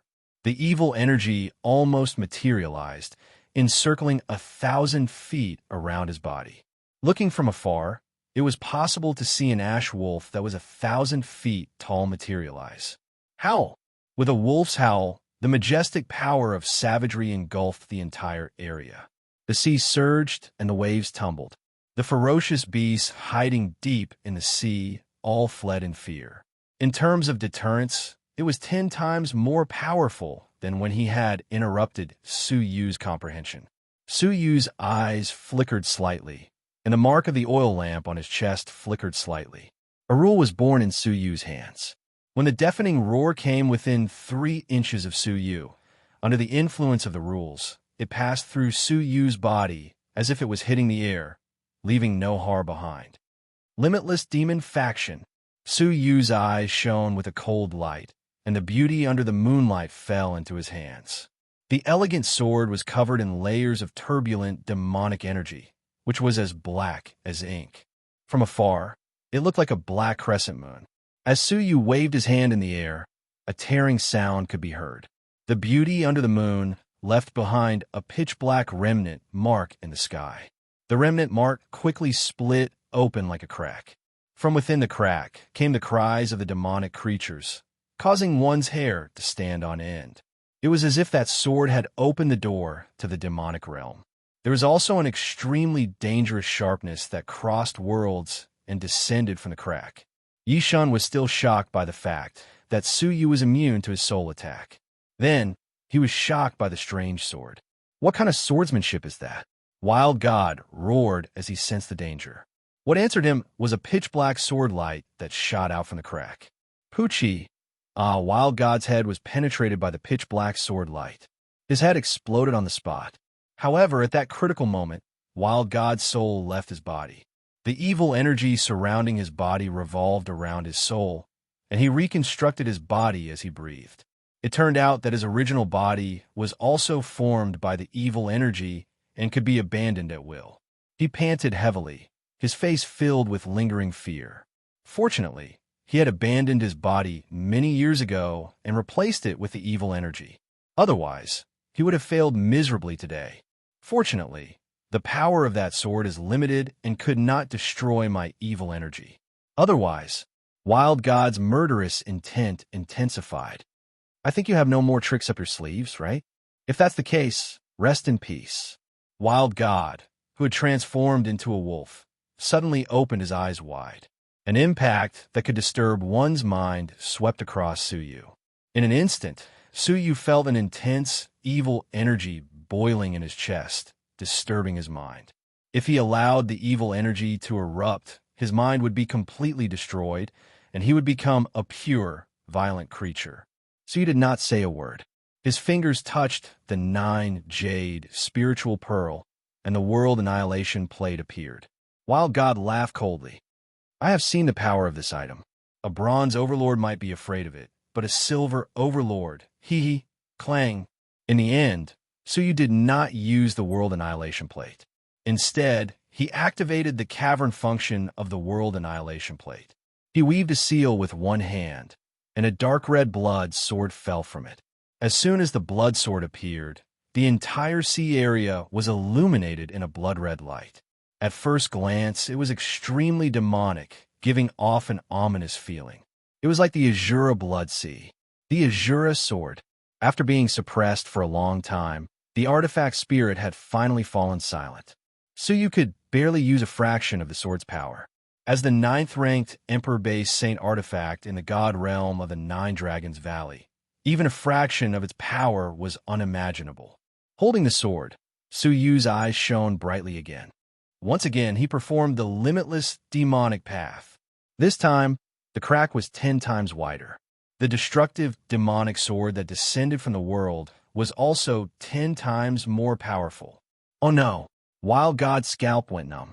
His manic expression disappeared, and he turned to flee without hesitation. The destructive demonic sword had really descended, and with a single strike, it shattered 20% of the evil energy. Wild God's soul was injured, and he howled in pain. Staring at the blood sword in horror, Wild God fled hastily. Suyu snapped his fingers, and a pair of small black and white wings appeared in the space of the Buddha Pearl. As soon as they entered Suyu's body, the yin and yang energies appeared on top of Suyu's head. It was the long-lost yin-yang wings of Supreme Pole. Yin-yang wings of Supreme Pole. Suyu said calmly, and the yin and yang energies around him became chaotic. In the blink of an eye, he was tens of billions of miles away. Wild God sprinted all the way. The Silver Overlord speed was so fast that it was as if he was passing through space barriers. With a single thought, he could travel 1 billion miles. After leaping 10 times in a row, Wild God heaved a sigh of relief. Thank goodness, right at that moment, he suddenly noticed a young man standing alone on the peak of a mountain 100 million miles away. With his left hand behind his back, he held the blood sword in his right hand and waved it in the air. Creak! The gate of the demonic dimension opened again, and another destructive demonic sword descended. Wild God screamed, and another 20% of his evil energy was destroyed. Another high-grade, true Emperor Divine weapon? You are not a mere Deputy Pavilion Master. Who are you? A true Emperor Divine weapon was not rare among the overlords. However, a high-grade true Emperor Divine weapon was almost impossible for a gold overlord, let alone a silver overlord. It was already shocking enough for a mere Deputy Pavilion Master to possess one. Having two was enough to prove his extraordinary status. At that moment, Wild God's heart was filled with regret. Only now did he realize that the person who came to kill him alone was not a nobody, but a mysterious person who had hidden himself well. What answered him was Suyu's indifferent pursuit. In his desperation, Wild God fled like a stray dog. Shuiyu, I am the Deputy Pavilion Master of the Star Pavilion. If you kill me, no matter who you are, you will not be able to escape from the Star Pavilion. Another 20% of his evil energy was destroyed. He was left with the last 20% of his evil energy to protect his body. Wait, I admit defeat, I surrender. I shouldn't have interrupted your comprehension. You can ask for any compensation you want. Suyu shook his head coldly. You can't afford it. With a swing of the sword, the last 20% of his evil energy was destroyed. Only his soul was left, fleeing in fear and despair. However, how could it escape from Suyu, whose strength had been restored to its peak? Time and space freeze. Suyu took a step forward, and time and space descended. Wild God's soul was frozen on the spot, unable to move. Only his mind could move. He was horrified. Space Divine Path aside, he was even proficient in the Time Divine Path. Impossible. The Time Divine Path is one of the 8 supreme, profound meanings of the Great Path.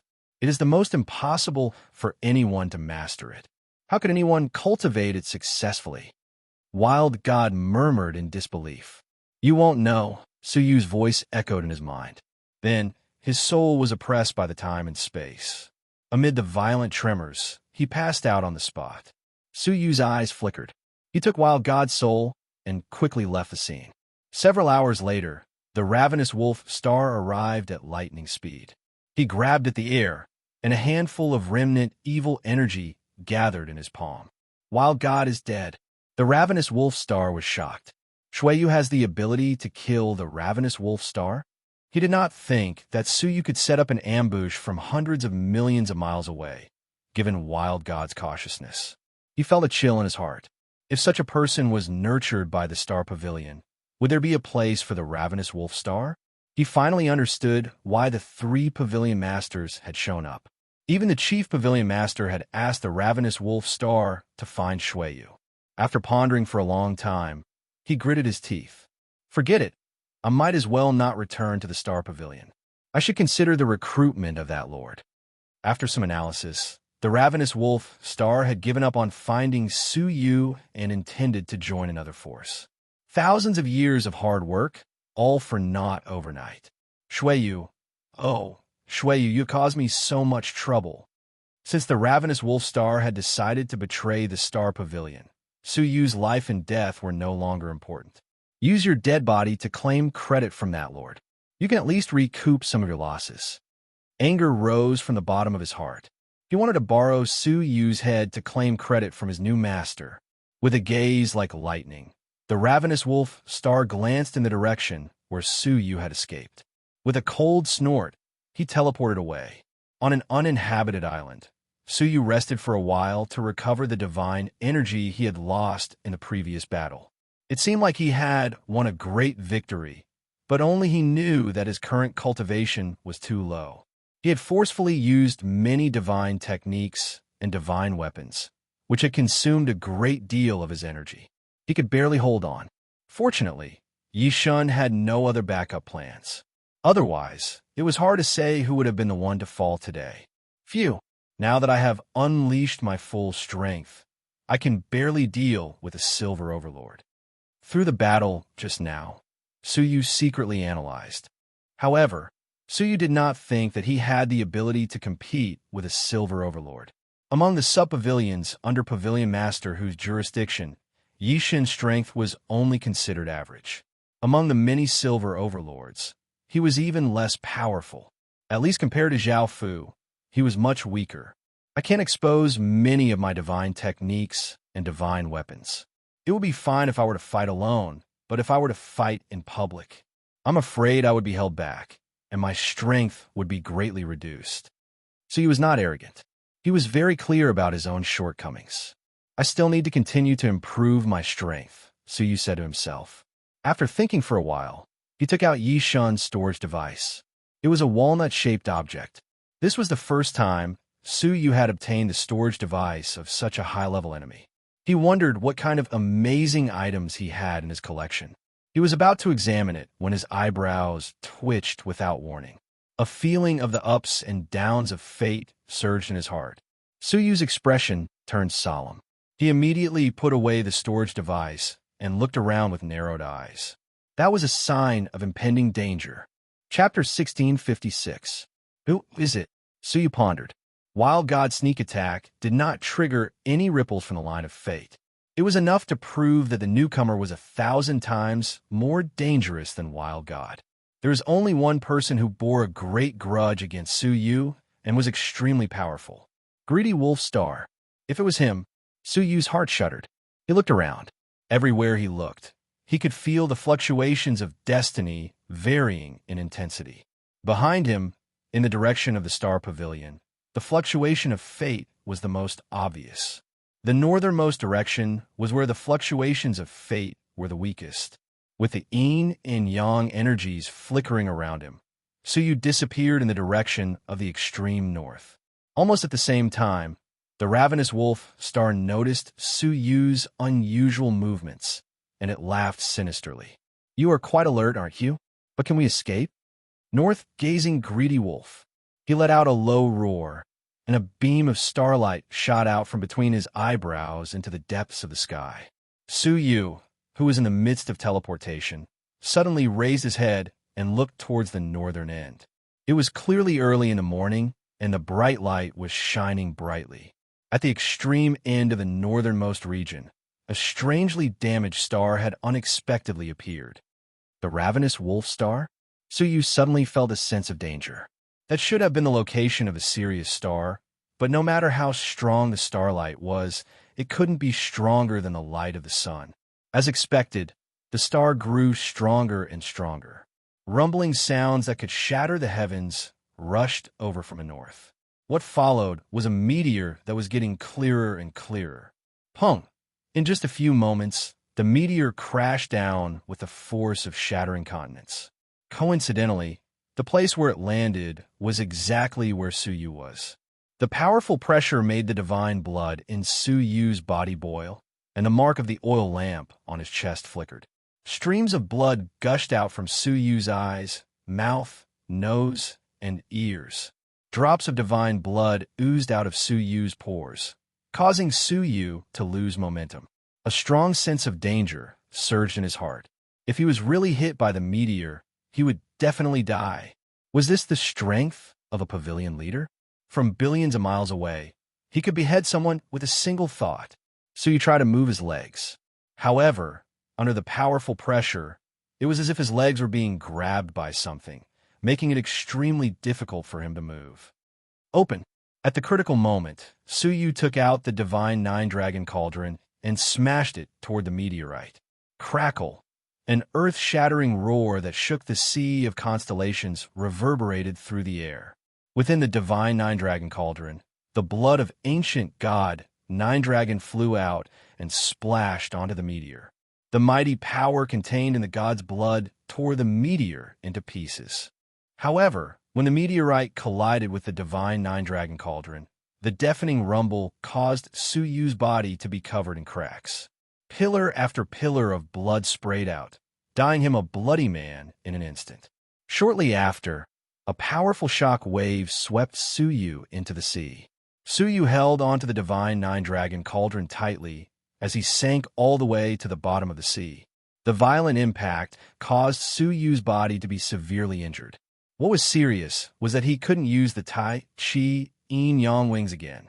Su Yu's gaze changed several times as he sensed the growing sense of danger. In the end, he uncharacteristically stored the divine nine-dragon cauldron, the Tai Chi Yin-Yang wings, the nine-jade spiritual pearl on his arm, and the Buddha bead space on his wrist. The white crystal in the soul space. Almost as soon as he finished doing this, a powerful aura that could shake one's soul cut through the sea and descended on the scene. Within the aura, a middle-aged man stood with his hands behind his back, his face filled with murderous intent. Greedy Wolf Star, trying to escape from the hands of this Imperial Guard? You must be dreaming. Greedy Wolf Star sneered as he looked up and down at Su Yu's severe injuries. He said, "You are very strange. You are still alive after taking a blow from me. Do you need me to move my finger again?" He stretched out a finger and pointed it at Su Yu. A beam of death shot out from the fingertip. With this finger, Su Yu had no chance of surviving. "Wait," Su Yu shouted. "Can you give me 3 breaths time?" Greedy Wolf Star sneered coldly. "What's the reason?" "The reason is that if you give me 3 breaths time, I will give you an infinitely bright future, far better than the treatment you receive in the Starry Pavilion." "Ha ha! You are very arrogant, but I have to say, putting aside our hostile relationship, you are indeed worthy of my admiration," Greedy Wolf Star said. "Then, I will give you 3 breaths time." His eyes were filled with mockery and playfulness. "I will count to 3. If you can't convince me, I will send you to heaven," Greedy Wolf Star said. He raised 1 finger, no, 3 fingers, and said, 3. "Time is up. Unfortunately, you can't convince me. Go on your way." He did not intend to give Su Yu a chance at all. The so-called 3 breaths time was just to tease Su Yu before he died. In his eyes, Su Yu was as humble as an ant, not worth mentioning. What right did such a creature have to ask for 3 breaths time? I am the Pathmaster's disciple. Puff. The beam of death had been shot out. However, when the words fell into the greedy wolf star's ears, his expression changed drastically. He grabbed the beam of light that was about to pierce through Su Yu and extinguished it. He stared at Su Yu with a burning gaze. Say that again. Su Yu raised his head, his face calm. I am the Pathmaster's disciple. The Pathmaster was the supreme existence above the great path rules. Not to mention their disciples. Even the grass and what they used were noble and out of this world. In the past, there was a Pathmaster in the sea of constellations. He was the famous Brahma Pathmaster of the great beginning realm. He stayed in the South Sea for 10 years, meditating on the Zen. Near where he stayed, there was a nameless small bamboo. For 10 years, the small bamboo listened to the Brahma Pathmaster's chanting of Buddhist scriptures and comprehending the heavens and earth. Under the influence of what he saw and heard, an ordinary divine bamboo developed spiritual intelligence and became a spirit of the world. It continued to grow, and finally, a supreme existence that shocked the sea of constellations was born from within the divine bamboo. It was the purple dream divine warrior. In just 10 short years, the ordinary wood was influenced by the Pathmaster and gave birth to the divine warrior of heaven and earth. The power of the Pathmaster was unfathomable. How could he not be shocked when he heard Su Yu call himself the Pathmaster's disciple? Which Pathmaster? The greedy wolf star looked incredulous. The Pathmaster was so powerful. Which disciple of his wasn't a dragon among men and famous all over the world? How could he be a nobody in the sea of constellations? The sinful lady Pathmaster. So you said calmly. The greedy wolf star looked unfamiliar. The sinful lady Pathmaster? He had a dangerous look in his eyes. Are you lying to me? There is no sinful lady Pathmaster in the ecliptic Great Hall. Su Yu was unperturbed. He pointed to his own soul. If you don't believe me, you can search my soul. He opened up part of the memory in his soul and allowed the greedy wolf star to search it. With the greedy wolf star's strength, going through the memory was a piece of cake. The greedy wolf star didn't dare to take it lightly. After a moment of contemplation, he entered Su Yu's memory nervously. What he saw was a woman whose facial features couldn't be seen clearly. Her figure was graceful and peerless, and her whole body was filled with an irresistible aura. Although he didn't know the woman's true appearance, she made people immerse themselves in her, unable to extricate themselves. When the greedy wolf star woke up with a start, he couldn't help but break out in a cold sweat. When he followed the Star Pavilion's chief pavilion master and met the 3 pavilion masters, he never had such an illusion. But the woman in front of him, he swallowed hard and continued to watch. With Su Yu in tow, the woman effortlessly killed a being who claimed to be the reincarnation of the World Annihilation Emperor. Then, she easily killed an unfamiliar mysterious underworld Pathmaster.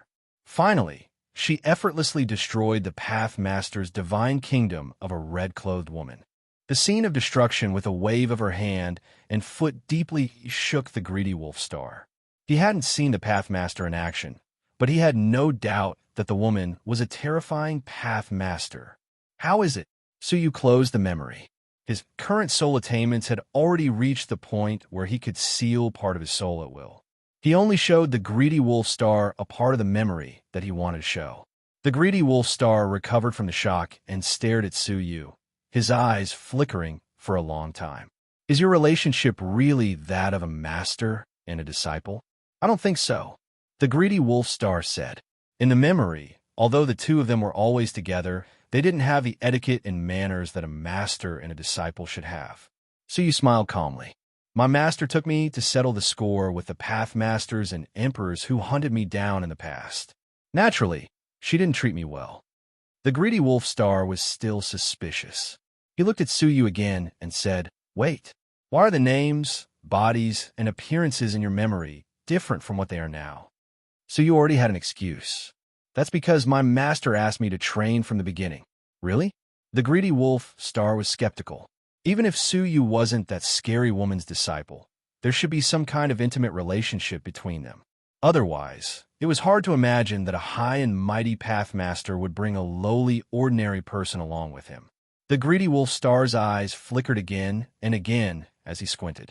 Traces of cold light flickered in his eyes as he said in a horrifying voice, "Don't you think that's exactly why I should kill you? I don't want to be enemies with a pathmaster." Su Yu's eyes flickered with a profound light. "Why don't you change your mind? For example, if you help me train, you can get closer to that pathmaster." Bang! Bang! Although he had already guessed it, the greedy wolf star's heart couldn't help but beat wildly when he heard it from Su Yu.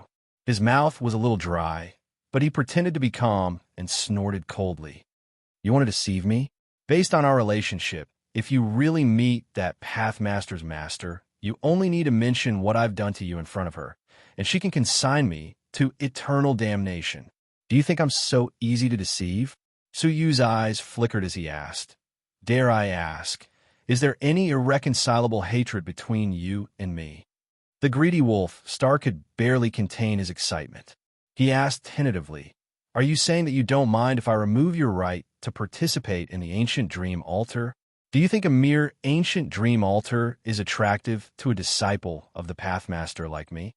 Su Yu said indifferently. With the Pathmaster as his backing, he wouldn't even care about 10,000 ancient dream altars.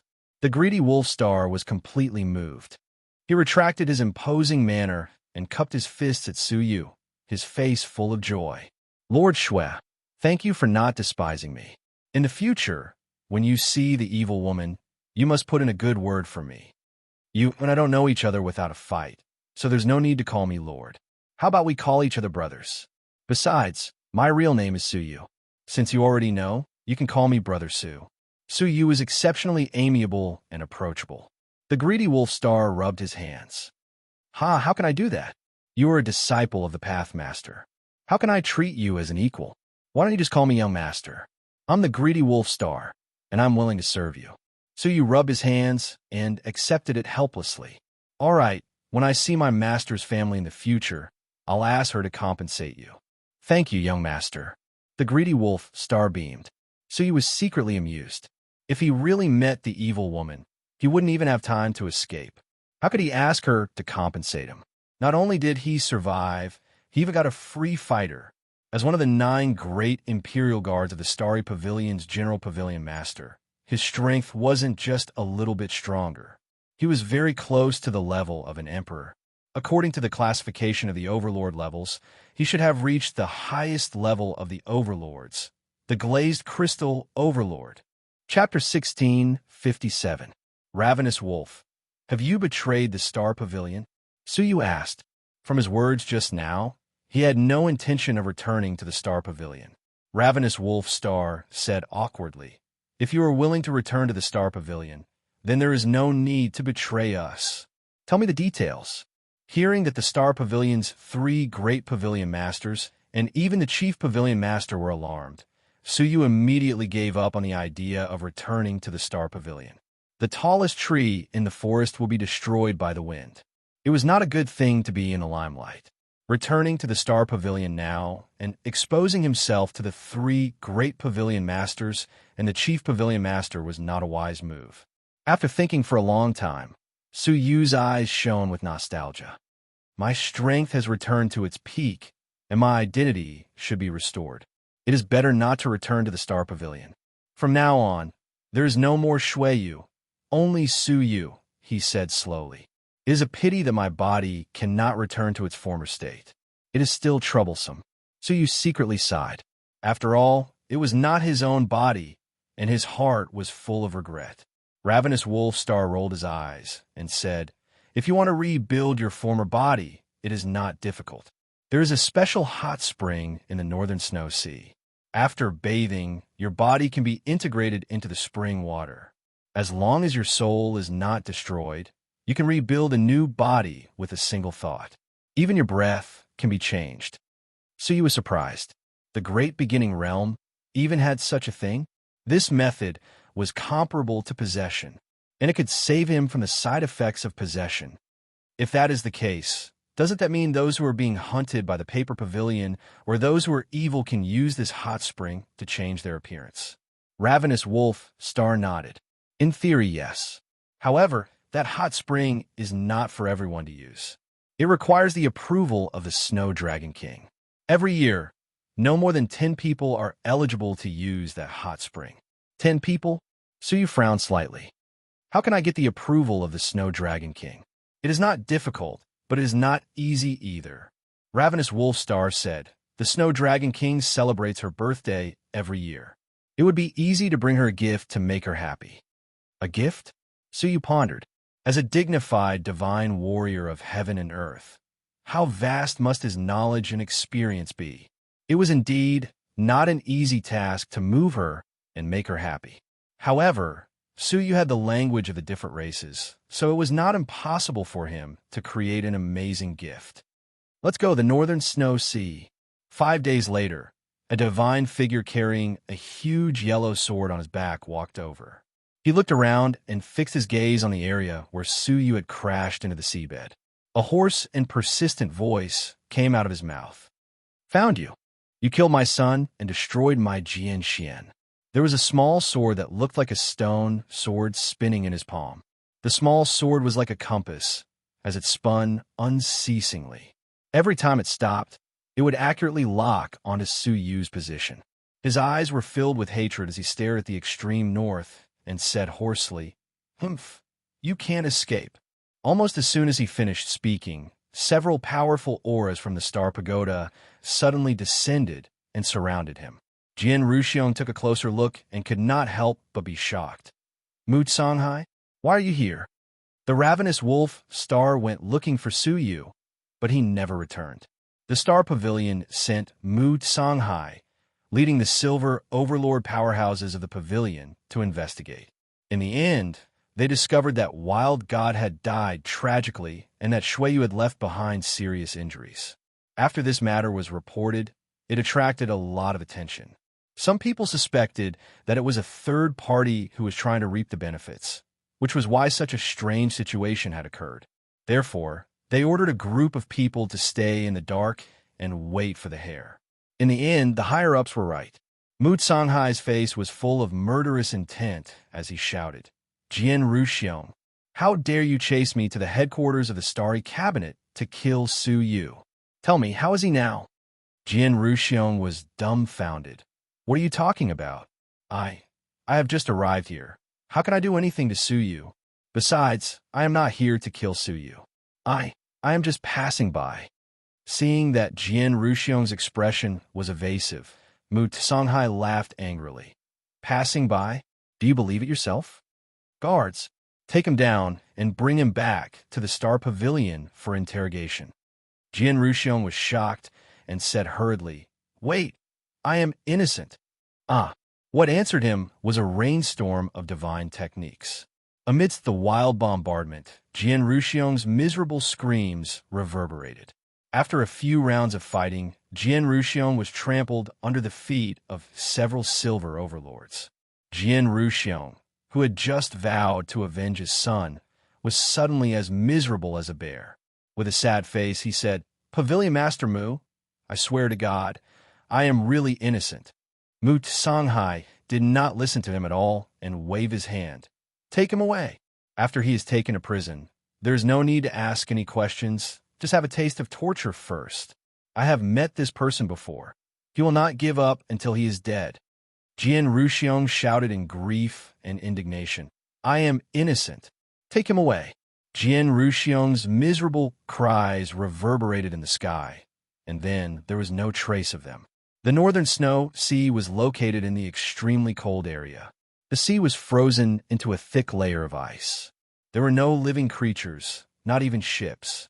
At a glance, the sea was barren and deserted. Only thousands of chains crossed the ice field and reached an iceberg. All of the creatures walked on the chains and advanced towards the ice mountain. This ice is not ordinary.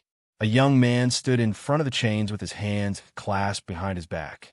Beside him stood an existence whose aura was concealed like that of a mortal. He said, The temporary imperial residence of the Snow Dragon Divine Warrior is obviously different. The surroundings of the temporary imperial residence seem to be ice, but it is actually ancient, mysterious ice crystals. Even if the bronze overlord fell into the ice below, he would be frozen inside forever. Why is no one flying over? So you looked at the empty sky. He did not feel any seals. The middle-aged man said, "That is because the nearby cold energy is extremely unstable and could erupt at any time, affecting space and creating nothingness. If anyone were to fly nearby, the consequences would be unimaginable." So he was shocked. What kind of powerful cold energy could affect space and create nothingness? Nothingness was something that even the incredible crystal overlord could not completely deal with. Only these chain bridges were personally made by the snow dragon, divine warrior. Walking on them would not be affected by the eruption of cold energy. So you thought as he sized up the incredible ice crystals. Where did the cold energy here come from? Such a powerful cold energy should not come from nowhere. Moreover, could a divine warrior of heaven and earth really be so generous? So he was deeply doubtful. "Get out of the way." Suddenly, a cold shout came from behind them. So you turned his head to look. It was a carriage driven by a ferocious beast. It was barreling through the crowd of people preparing to cross the incredible crystal ice lake. Along the way, many people were knocked off their feet and scolded angrily. However, when they saw the insignia on the carriage, they all shut their mouths. No one dared to make any noise. Suyu sensed that something was amiss, so he wisely chose to step aside. The carriage brushed past Suyu's shoulder. A corner of the carriage's curtain was lifted, revealing the people inside.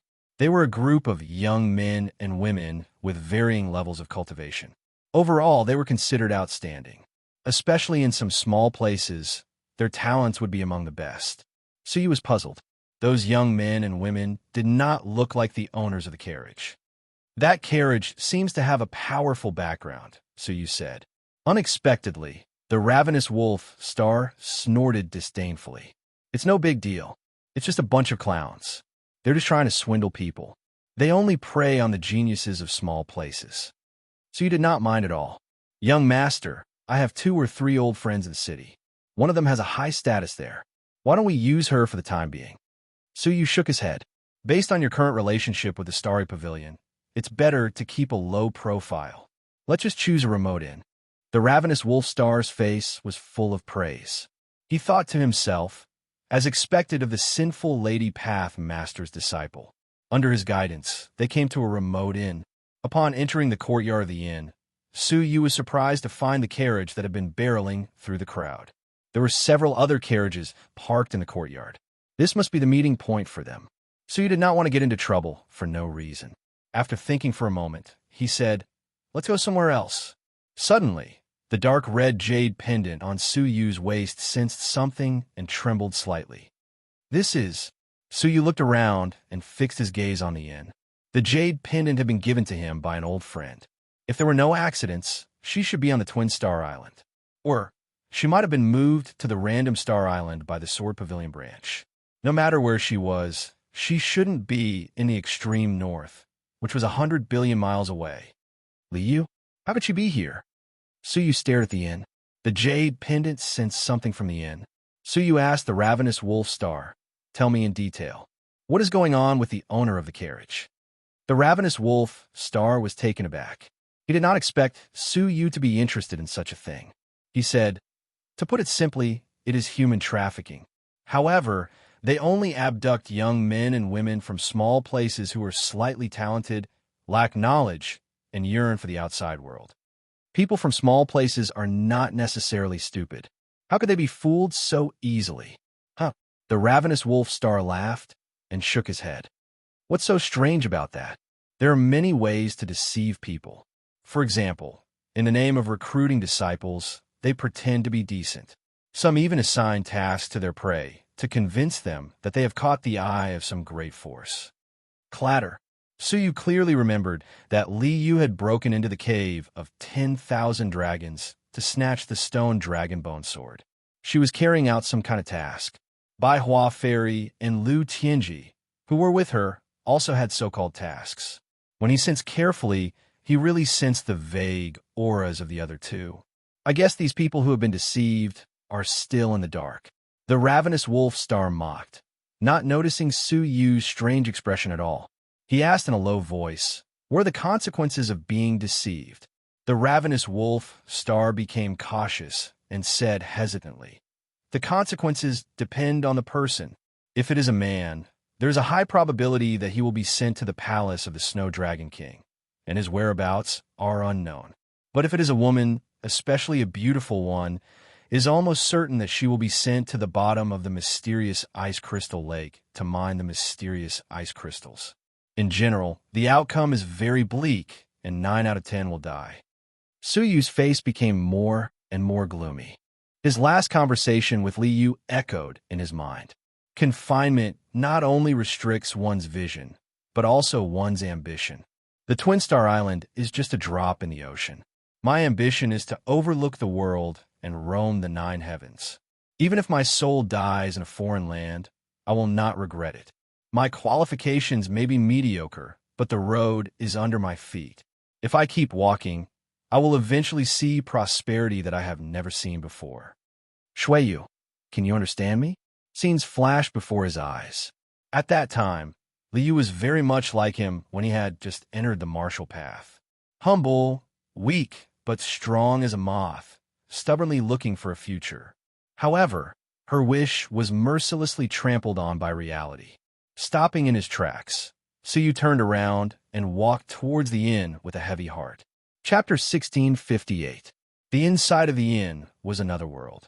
The seemingly small and remote inn was vast inside, like a mountain river, with palaces and gardens everywhere, beautiful and magnificent.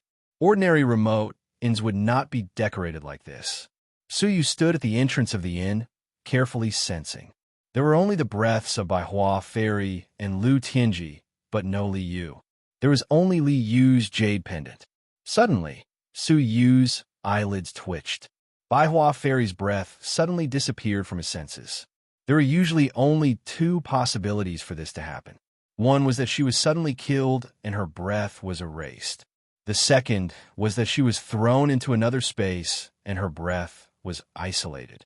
Judging from the current situation, the second possibility was more likely. There's no time to lose. Let's go take a look immediately. Suyu locked onto Lu Tianji's direction and leapt inside. Unexpectedly, just as he took a step forward, he stopped abruptly. Through his X-ray vision, he saw an invisible spiderweb-like object blocking the entrance. This object did not have much power to speak of, but was used for warning. The slightest touch would alert the strong man who laid out the spiderweb. After a moment of contemplation, a rule appeared on Suyu's chest and surrounded his body. Then, Suyu's body quickly shrank and turned into a mosquito. This was the transformation rule.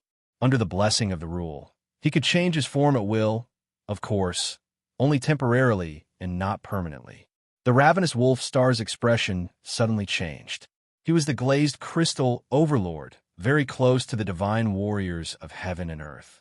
Although he could not use the rule like the divine warriors of heaven and earth, he could keenly sense the rule.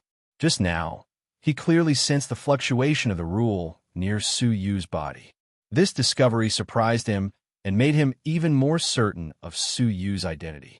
A mere level 3 Cavern World Senior could actually use the rule. At this moment, if someone said he was not a disciple of the Pathmaster, he would not believe it. "Wait for me outside," Suyu said. Flying into the cavern, following his senses, Suyu quickly came to a palace. This was where Lu Tianji's breath was. Liu's jade pendant was also here. Landing on the eaves, Suyu did not have to deliberately look to find Lu Tianji. Surprisingly, the situation where he was bound and abused as he imagined did not happen.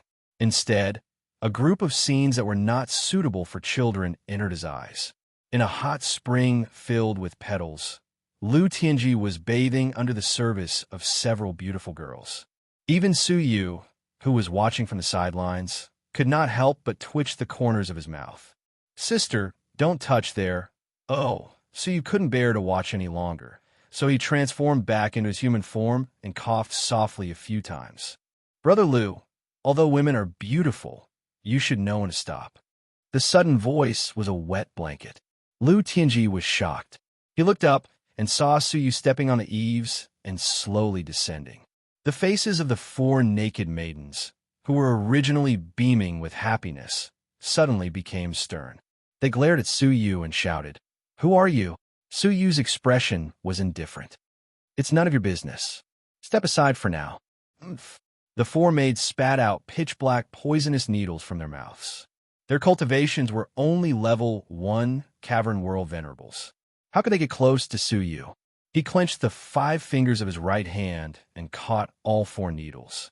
Then, with a wave of his sleeve, a powerful divine power descended, suppressing all of them to the ground and rendering them unable to move. Lu Tianji was surprised. Shuiyu? Why are you here? Su Yu landed grumpily and said, If you didn't come, Brother Lu's yang energy would have been sucked dry. His eyes flashed, and a tyrannical soul fluctuation swept out. Some kind of ripple was shattered on the surface of the 4 beautiful maidens, and their beautiful appearances underwent a shocking change. All 4 of them had black skin. Their eyes were red and swollen like an apple, and their mouths were jagged like the teeth of a dog. Their limbs were densely covered in scales, and their fingertips were filled with long and ferocious claws. Lu Tianji took one look and almost fainted. Lu Tianji felt nauseated as he recalled that the one who had behaved that way to him was such a terrifying creature. My God, how could this be? Lu Tianji's lips trembled, and his whole body was covered with goosebumps. Su Yu said, They should be the rarer dream concubines, born with secret techniques. The yang harvesting technique is not a problem. Wretch, Lu Tianji vomited on the spot and said tremblingly, Brother Shui, please keep this a secret for me. So you cannot help but laugh. Definitely. No. Swear. This matter concerns my reputation in this life. Lu Tianji said with a serious expression. Su Yu smiled and said, All right, Brother Lu, the most important thing now is to get you out of here. There are some things I want to ask you. Looking at the 4 ugly dream concubines, Lu Tianji wished he could teleport away immediately. He hurriedly said, Thank you, Brother Shui. In a few breaths, Su Yu brought Lu Tianji away and disappeared. Outside, the ravenous wolf star said, We didn't encounter any danger, did you? I don't think we were discovered. Let's go somewhere else to talk, Su Yu said. Half a day later, in a restaurant. After Lu Tianji had calmed down, Su Yu asked, Brother Lu, do you know that you were actually kidnapped and sold? Huh? Lu Tianji exclaimed, Kidnapped and sold? I am a disciple chosen by the prestigious Orthodox Snow Shadow faction, and have gone through many trials. How could I be kidnapped and sold? Prestigious Orthodox faction? Then what about the dream concubines? Su Yu asked. Lu Tianji was startled. That must be a misunderstanding. Is that so? Su Yu's expression was serious. Then what about the missing Li Yu and Bai Hua Fairy? What?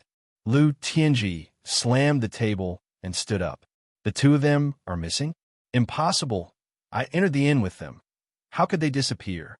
But thinking of the strange dream concubines that the Snow Shadow faction had arranged for him, Lu Tianji was horrified. Su Yu took out the dark red jade pendant from his waist. Li Yu's personal jade pendant. Why is it on you? A beeping sound could be heard from Lu Tianji's chest. It was Li Yu's jade pendant responding. Lu Tianji was stunned. He took it out and said, This was temporarily given to me by Li Yu after we entered the inn. She said it was not safe to keep it on her. In terms of ability, Lu Tianji was indeed slightly stronger. However, no matter what, how could he let an outsider take care of his personal belongings? 2 pieces of jade pendant appeared at the same time. Their auras were drawn together, forming a phantom in the air. As for the Phantom Master, it was none other than Li Yu. Fortunately, this was a private room with excellent soundproofing and visual isolation. Li Yu? Lu Tianji was shocked. The Phantom said, Lu Tianji, you are proficient in divination. I will leave the jade pendant with you. I hope you can discover the information I left in it. Hearing this, Lu Tianji suddenly understood. I am being monitored and cannot tell you face to face. I can only convey it to you through this method. I hope it is not too late when you discover the information in the jade pendant. Li Yu's tone was urgent. If you activate the information in this jade pendant, please escape with Bai Hua Fairy immediately. Don't ask why. Leave quickly before it is too late. The illusion came to an abrupt end. Lu Tianji stood absent-mindedly, his expression stiff. Suyu sighed. It seemed like he did not know where Liu had gone. Brother Lu, return to the sword pavilion as soon as possible. I will take my leave first. Without waiting for Lu Tianji to regain his senses, Suyu had already left. Lu Tianji's face was dejected and worried. Is Liu still alive? Suddenly, a giggle sounded from the depths of his mind. You should worry about yourself first. Immediately after, Lu Tianji's head shook violently. His soul was attacked, and he fainted on the spot. Inside Lu Tianji's body, a woman's soul emerged. Her figure was enchanting and exceptionally alluring. Attached to Lu Tianji's body, she giggled, "Handsome little fool, you are still too young to escape from my palm." She looked in the direction where Suyu had left, her eyes filled with a strange look. That young lad seems not bad too. Soft skin and tender flesh, and a very special soul. I like him. With a curl of her palm, the woman's soul grabbed Lu Tianji and disappeared. Suyu returned to the inn again. From what Lu Tianji said, it seemed that Liu had not left after entering the inn. Then her disappearance was the same as by Hua fairies, abruptly entering some space. The entrance to that space must be in the inn. He looked at the ravenous wolf star, only to see the ravenous wolf star frowning slightly, saying, "This group of swindlers doesn't seem quite right." "Why do you say so?" Suyu asked. The ravenous wolf star said, "As far as I know, the young men and women abducted in the past are usually sent away immediately. This is the first time such a group has gathered here." Suyu shook his head. "No matter what, let's find Liu first." He once again turned into a mosquito and burrowed into the inn. The ravenous wolf star was waiting outside. Since it is another space, then there must be a space entrance nearby. Suyu thought to himself, immediately using the law of space to sense the surroundings. Soon, a wisp of space fluctuation came. Suyu's face showed a little joy, but he was slightly surprised that the space fluctuation was not elsewhere, but the place where Lu Tianji was bathing. There! Suyu was extremely surprised. With suspicion, Suyu returned to the hot spring, and the four suppressed Mingji were nowhere to be found. Above the hot spring, there was a faint space fluctuation. With a slight movement in his heart, Suyu displayed a trace of space magical power. Above the hot spring, a halo entrance appeared, leading to another space. An extremely cold chill hit him in the face. The hot spring outside immediately froze into ice. Hiss! Suyu shivered and had to use his divine power to protect his body. Immediately, he jumped in. What he saw was a world of ice filled with ice. Everywhere, there were ice walls that were believed to have been carved out, leading to the extreme depths. Along the way, there were countless corpses and bones frozen in the ice walls. Liu. Suyu sensed Liu's breath not far ahead.